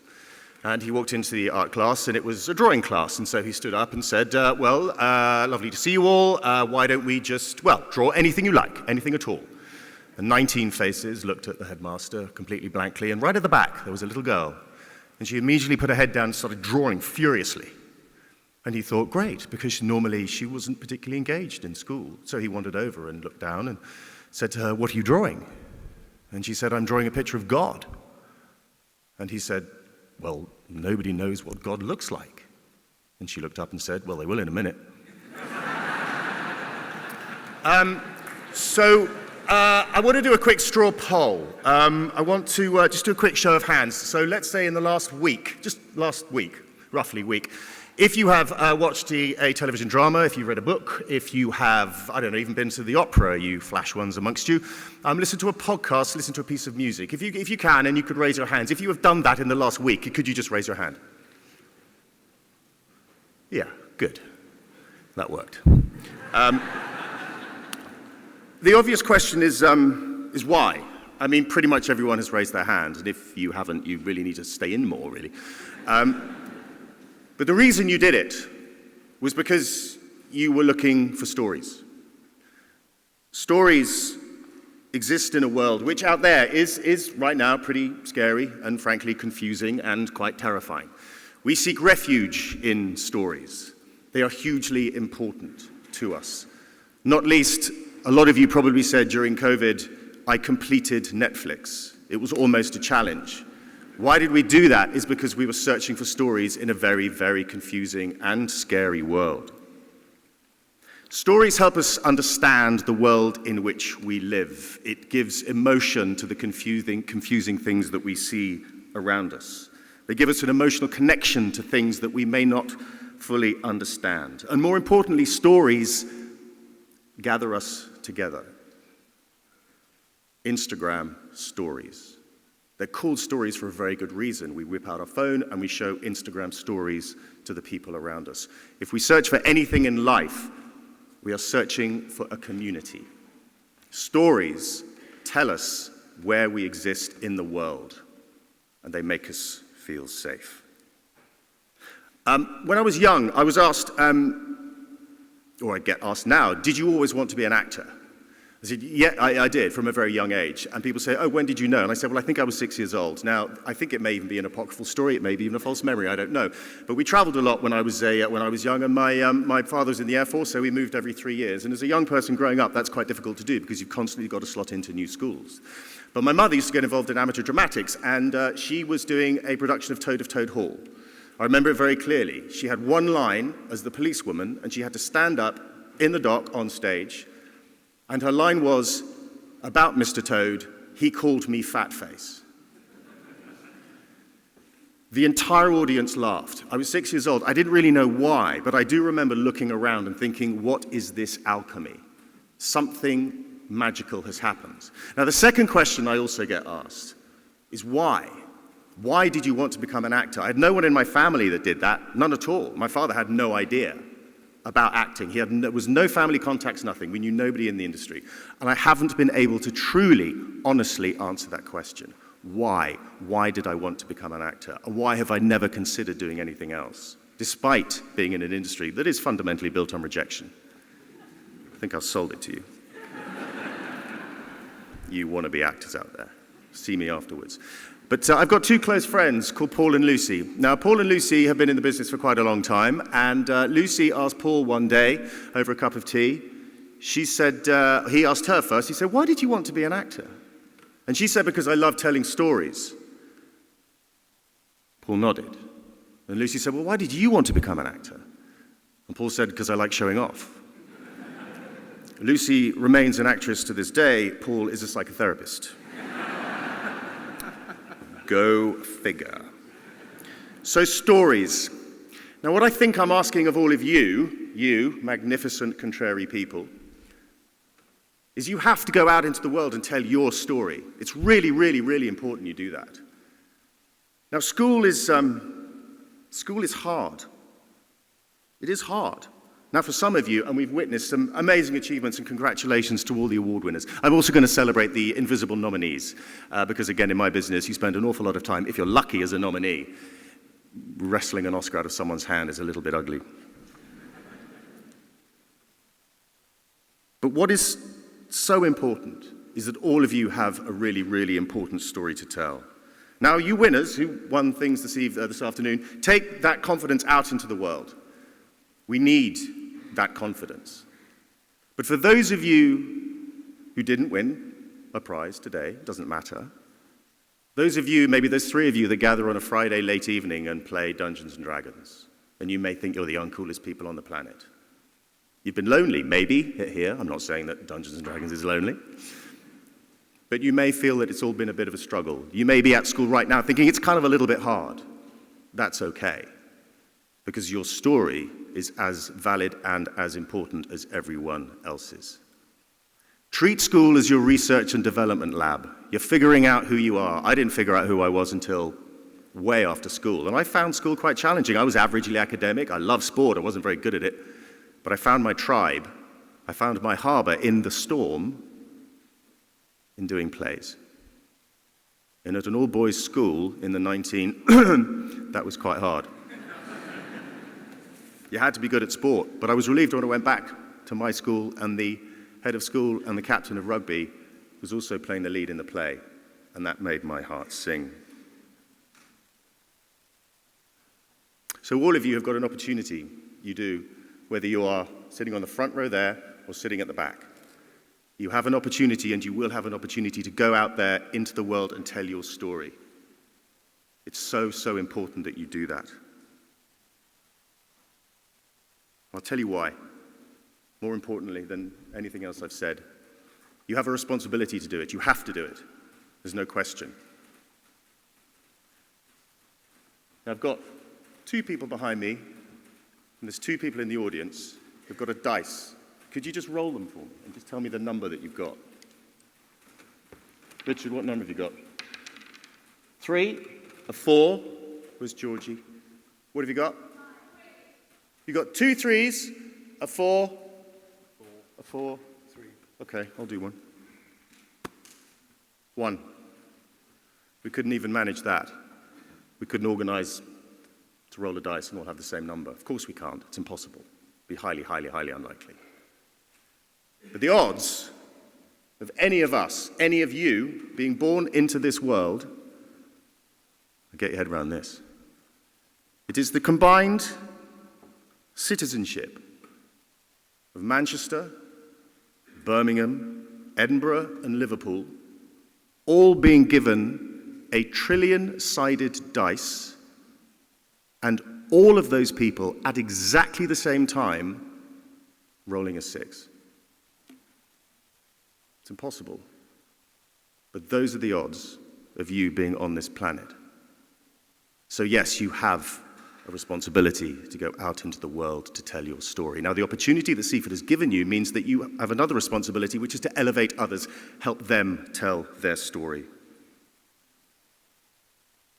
It's really important. Help each other tell your story. Now, I know it's traditional, as I kind of wrap up, to have sort of, bon mot, sort of clever things to say to you, some real nuggets that you'll take out into the world. And I thought, well, I'll try and do it slightly differently, and rather than just come up with my own pieces of mild genius, I thought I would ask some of my so-called famous acting chums what their top ones were. First one I got was say yes in life more than you say no. Good things will come from that, and that sometimes takes courage, and a lot of you will have more courage than others, and that's the way life is. Tiny, tiny, tiny yeses can make a huge difference to your life than others.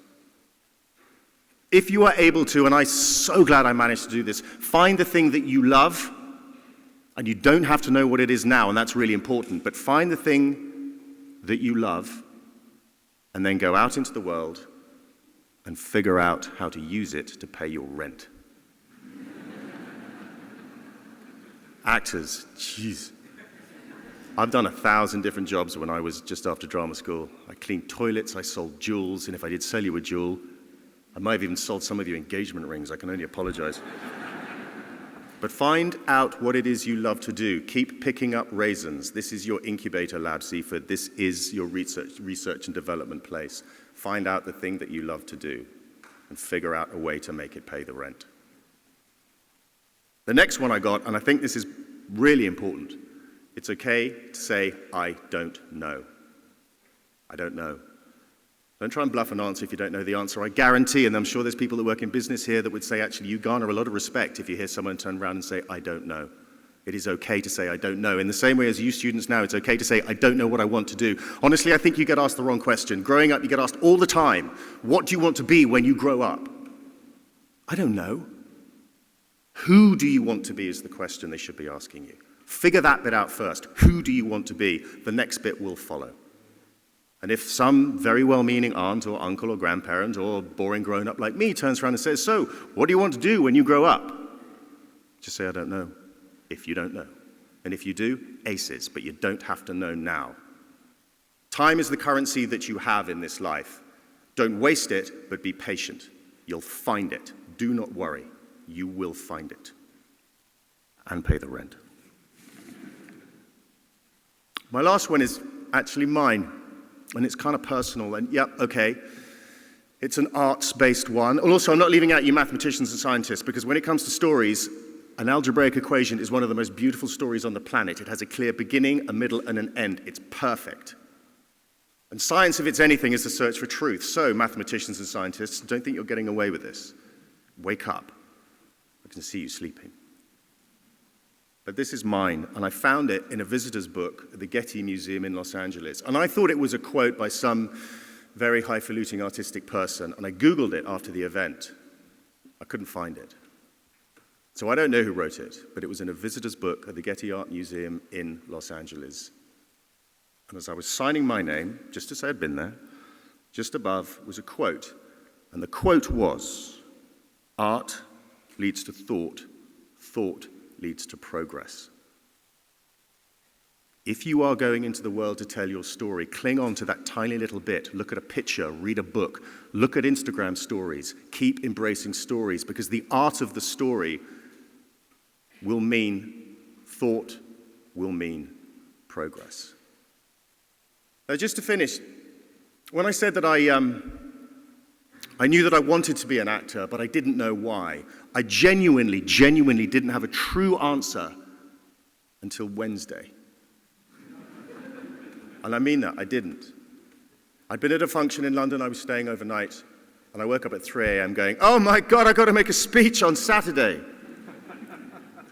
And I found this podcast that I listened to by a writer called John Yorke, who's worked a lot in television over the many, many years. And it came back to telling stories. I became an actor, and I realized this on Wednesday, is because my job, the thing that I love to do, the thing that allows me to pay half the rent, makes me feel safe. It is where, in a way, family aside, I'm at my happiest. So keep looking, Seaford students, for that thing. You don't need to know it now. Keep looking for that thing, because it will be your harbor. It will be the place where you will feel safe. It will be the place where you will find your tribe, your gang. And that will give you the confidence to tell your story in this world. You're here, it's a miracle. The odds are staggering.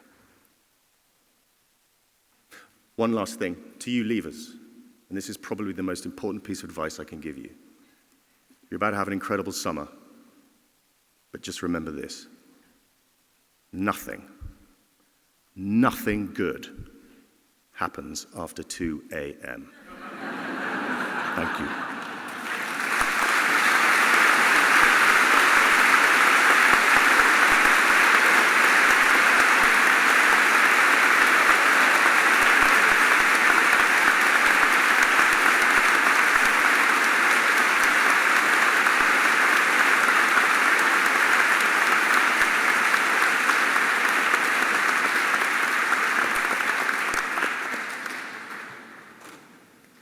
First of all, I want to say thank you to Mr. Petrie for coming in today and sharing such an entertaining story. As a token of our appreciation, we have some gifts for you. Thank you very much, sir. Thank you.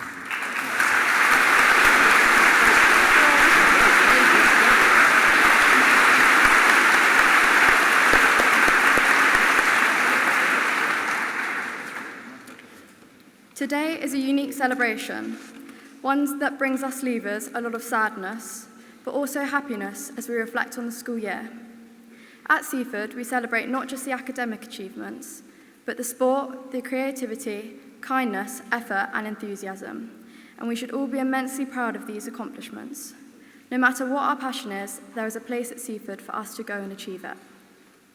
Surrounding yourself with the right people and friends is the most important thing to do during challenges and difficult times. At Seaford, you will constantly have that support, whether it's a teacher, a friend, or your boarding house parent. So be a solid friend to others, and remember to cherish the people that you care about and support you. Never take them for granted, and always remember to show them you care as well. I joined at a weird time halfway through year 8. I was nervous and didn't really know who I was or what I wanted to achieve. Although it was a bumpy road, eventually I took on every opportunity around me. I embraced Seaford's ethos, and I proved my Year 10 teachers wrong, as I'm not on report anymore. So, I encourage you to take advantage of every resource, opportunity, challenge, and support here, because you never know what you could do. One day, you might be standing up here. My advice to the young years growing up through the school is not to take your opportunities for granted. Try everything, take risks, talk to new people, be grateful, fail sometimes, but when you do, don't give up. Life is too short not to try things. You have to, at the very least, just try it. And you all have the perfect environment of safety, support, and friends to help you. So make your goals clear and go for them. Seaford sport is something I've invested a lot of my time into since being here. Whether it was netball, in the gym, or on the athletics track, sport here has taught me so much. It was something I could turn to outside my studies. And with the coaches' support and drive, they made us the best we could be. We have formed a very close friendship with my first team netball team. Spending time training and finally beating Churches College and taking a Malta together are things I'll never forget. We were very lucky to have such a strong Year 13, and I haven't ever laughed that much with a group of people. I hope you have made friends for life. I certainly have. I will miss the late night gym sessions and the ping pong outside and all cooking dinner together. But above all, I want to say a huge thank you to every person who makes Seaford the community it is. Having a strong community makes the school such a special place, and we are all grateful that it is a place not just to learn academically, but a place to grow, to make friends, to have fun, and feel at home. It is a place that will be extremely hard to say goodbye to. The prefect team have been so supportive to me and Ed, and I'll miss our lunchtime meetings and 2-hour-long evening prep sessions trying to re-edit the rotas. And a big shout out for Ed for supporting me when I was drowning in my art coursework. You've always been there for me to step in, and you've been a great friend this last year. A massive thank you to the senior staff team, including Mr. Green, Mrs. Green, and all the teachers whose guidance and support have been invaluable to us. I'd like to thank the tutors, heads of year, who have always looked out for us, the subject teachers who have shared so much knowledge and supported us to help us all achieve, and all the staff at the college, the site team, catering staff, and so many more, because Seaford is really a team effort. We're grateful for everything you do to make Seaford such an amazing place from Year 1 through to Year 13. I would also like to say thank you to my friends, my parents, and to Lynn, my boarding house parent. Thank you for always supporting me and being there for me. I'm so grateful for you all. I hope you all have an amazing summer. Thank you for everything, Seaford.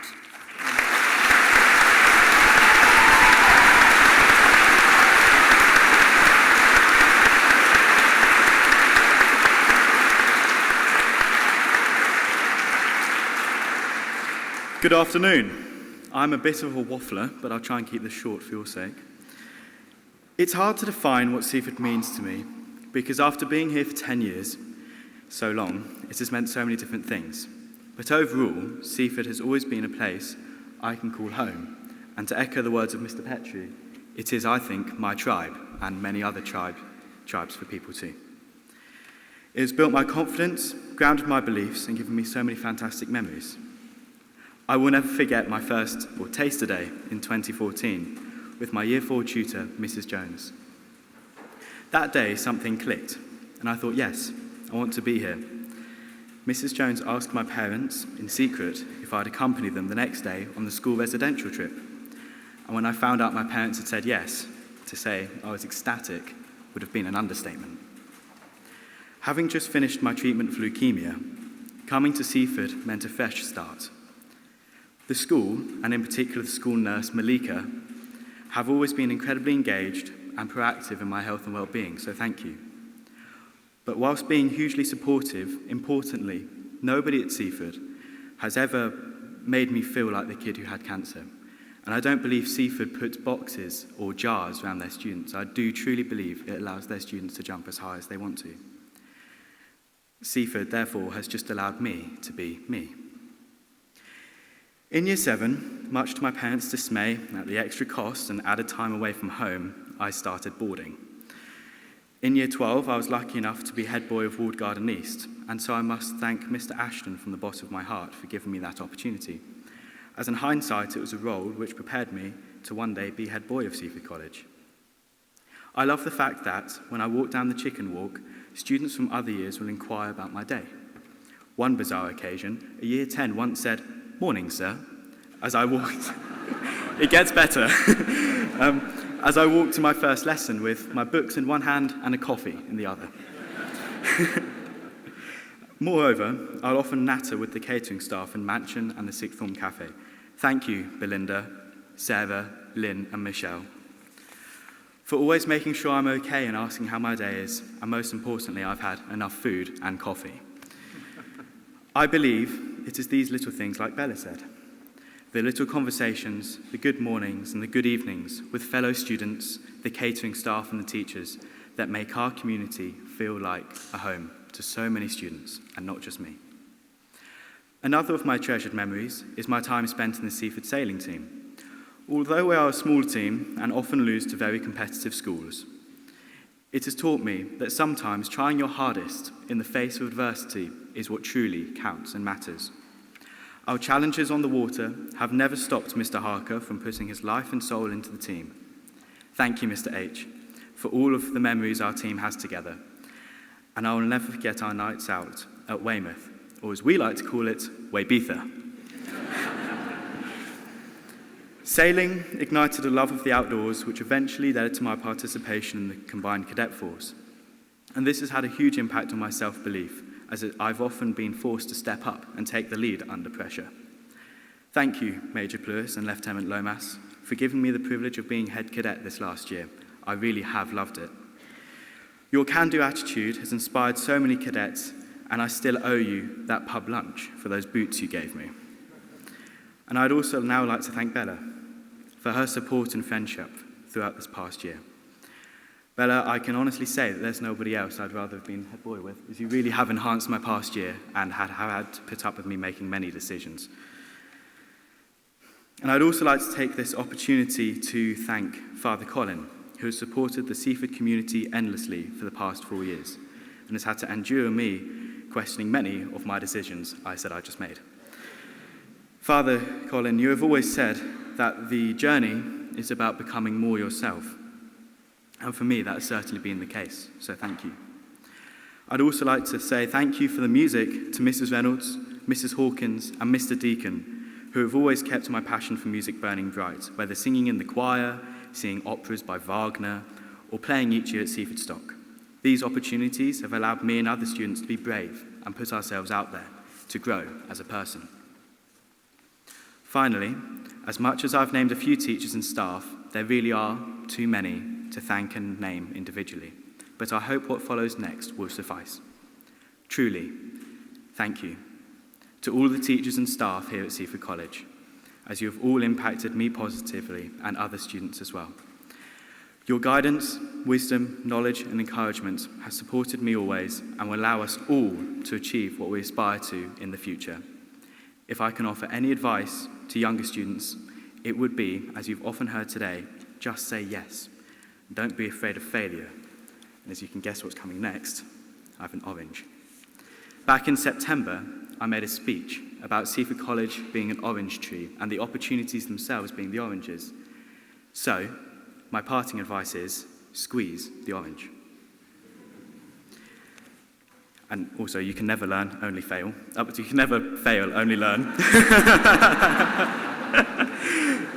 You can tell I'm nervous. And on that note, I'd like to thank Mr. Petrie for your inspiring and entertaining speech that has left us all anticipating the opportunities that lie ahead of us and the chance to make a real difference in the world of tomorrow. You'll be glad to hear that this is my last paragraph. Change will occur, and for many, change can be daunting. Yet we shouldn't let it hold us back from enjoying what is in front of us and the opportunities we have at present. I've always found it comforting in times of change to think that many people have walked a similar path to the one we're walking now, and if they can do it, so can we. For the class of 2023, and to all of my friends, your compassion, laughter, and love will be missed until we can share it again.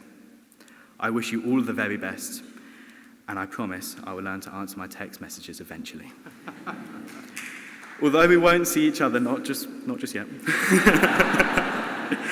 Although we won't see each other as often as we do, we can all hold on to these things we have shared in at Seaford together to move forwards with the next chapters of our lives. To quote J.R.R. Tolkien, home is now behind you. The world is ahead. Thank you.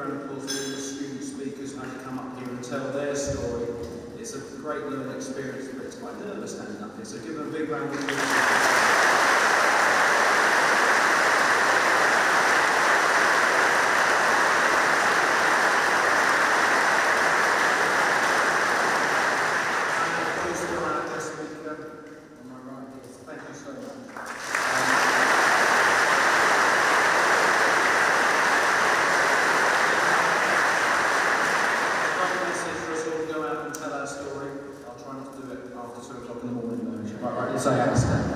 A great message for us all. I've got one task for you all to do here at the moment.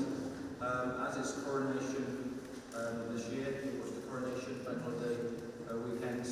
We're all going to stand up and we will absolutely blast the national anthem out. So please, can I have you all up stand? The words are on the screen in case you don't know the second verse.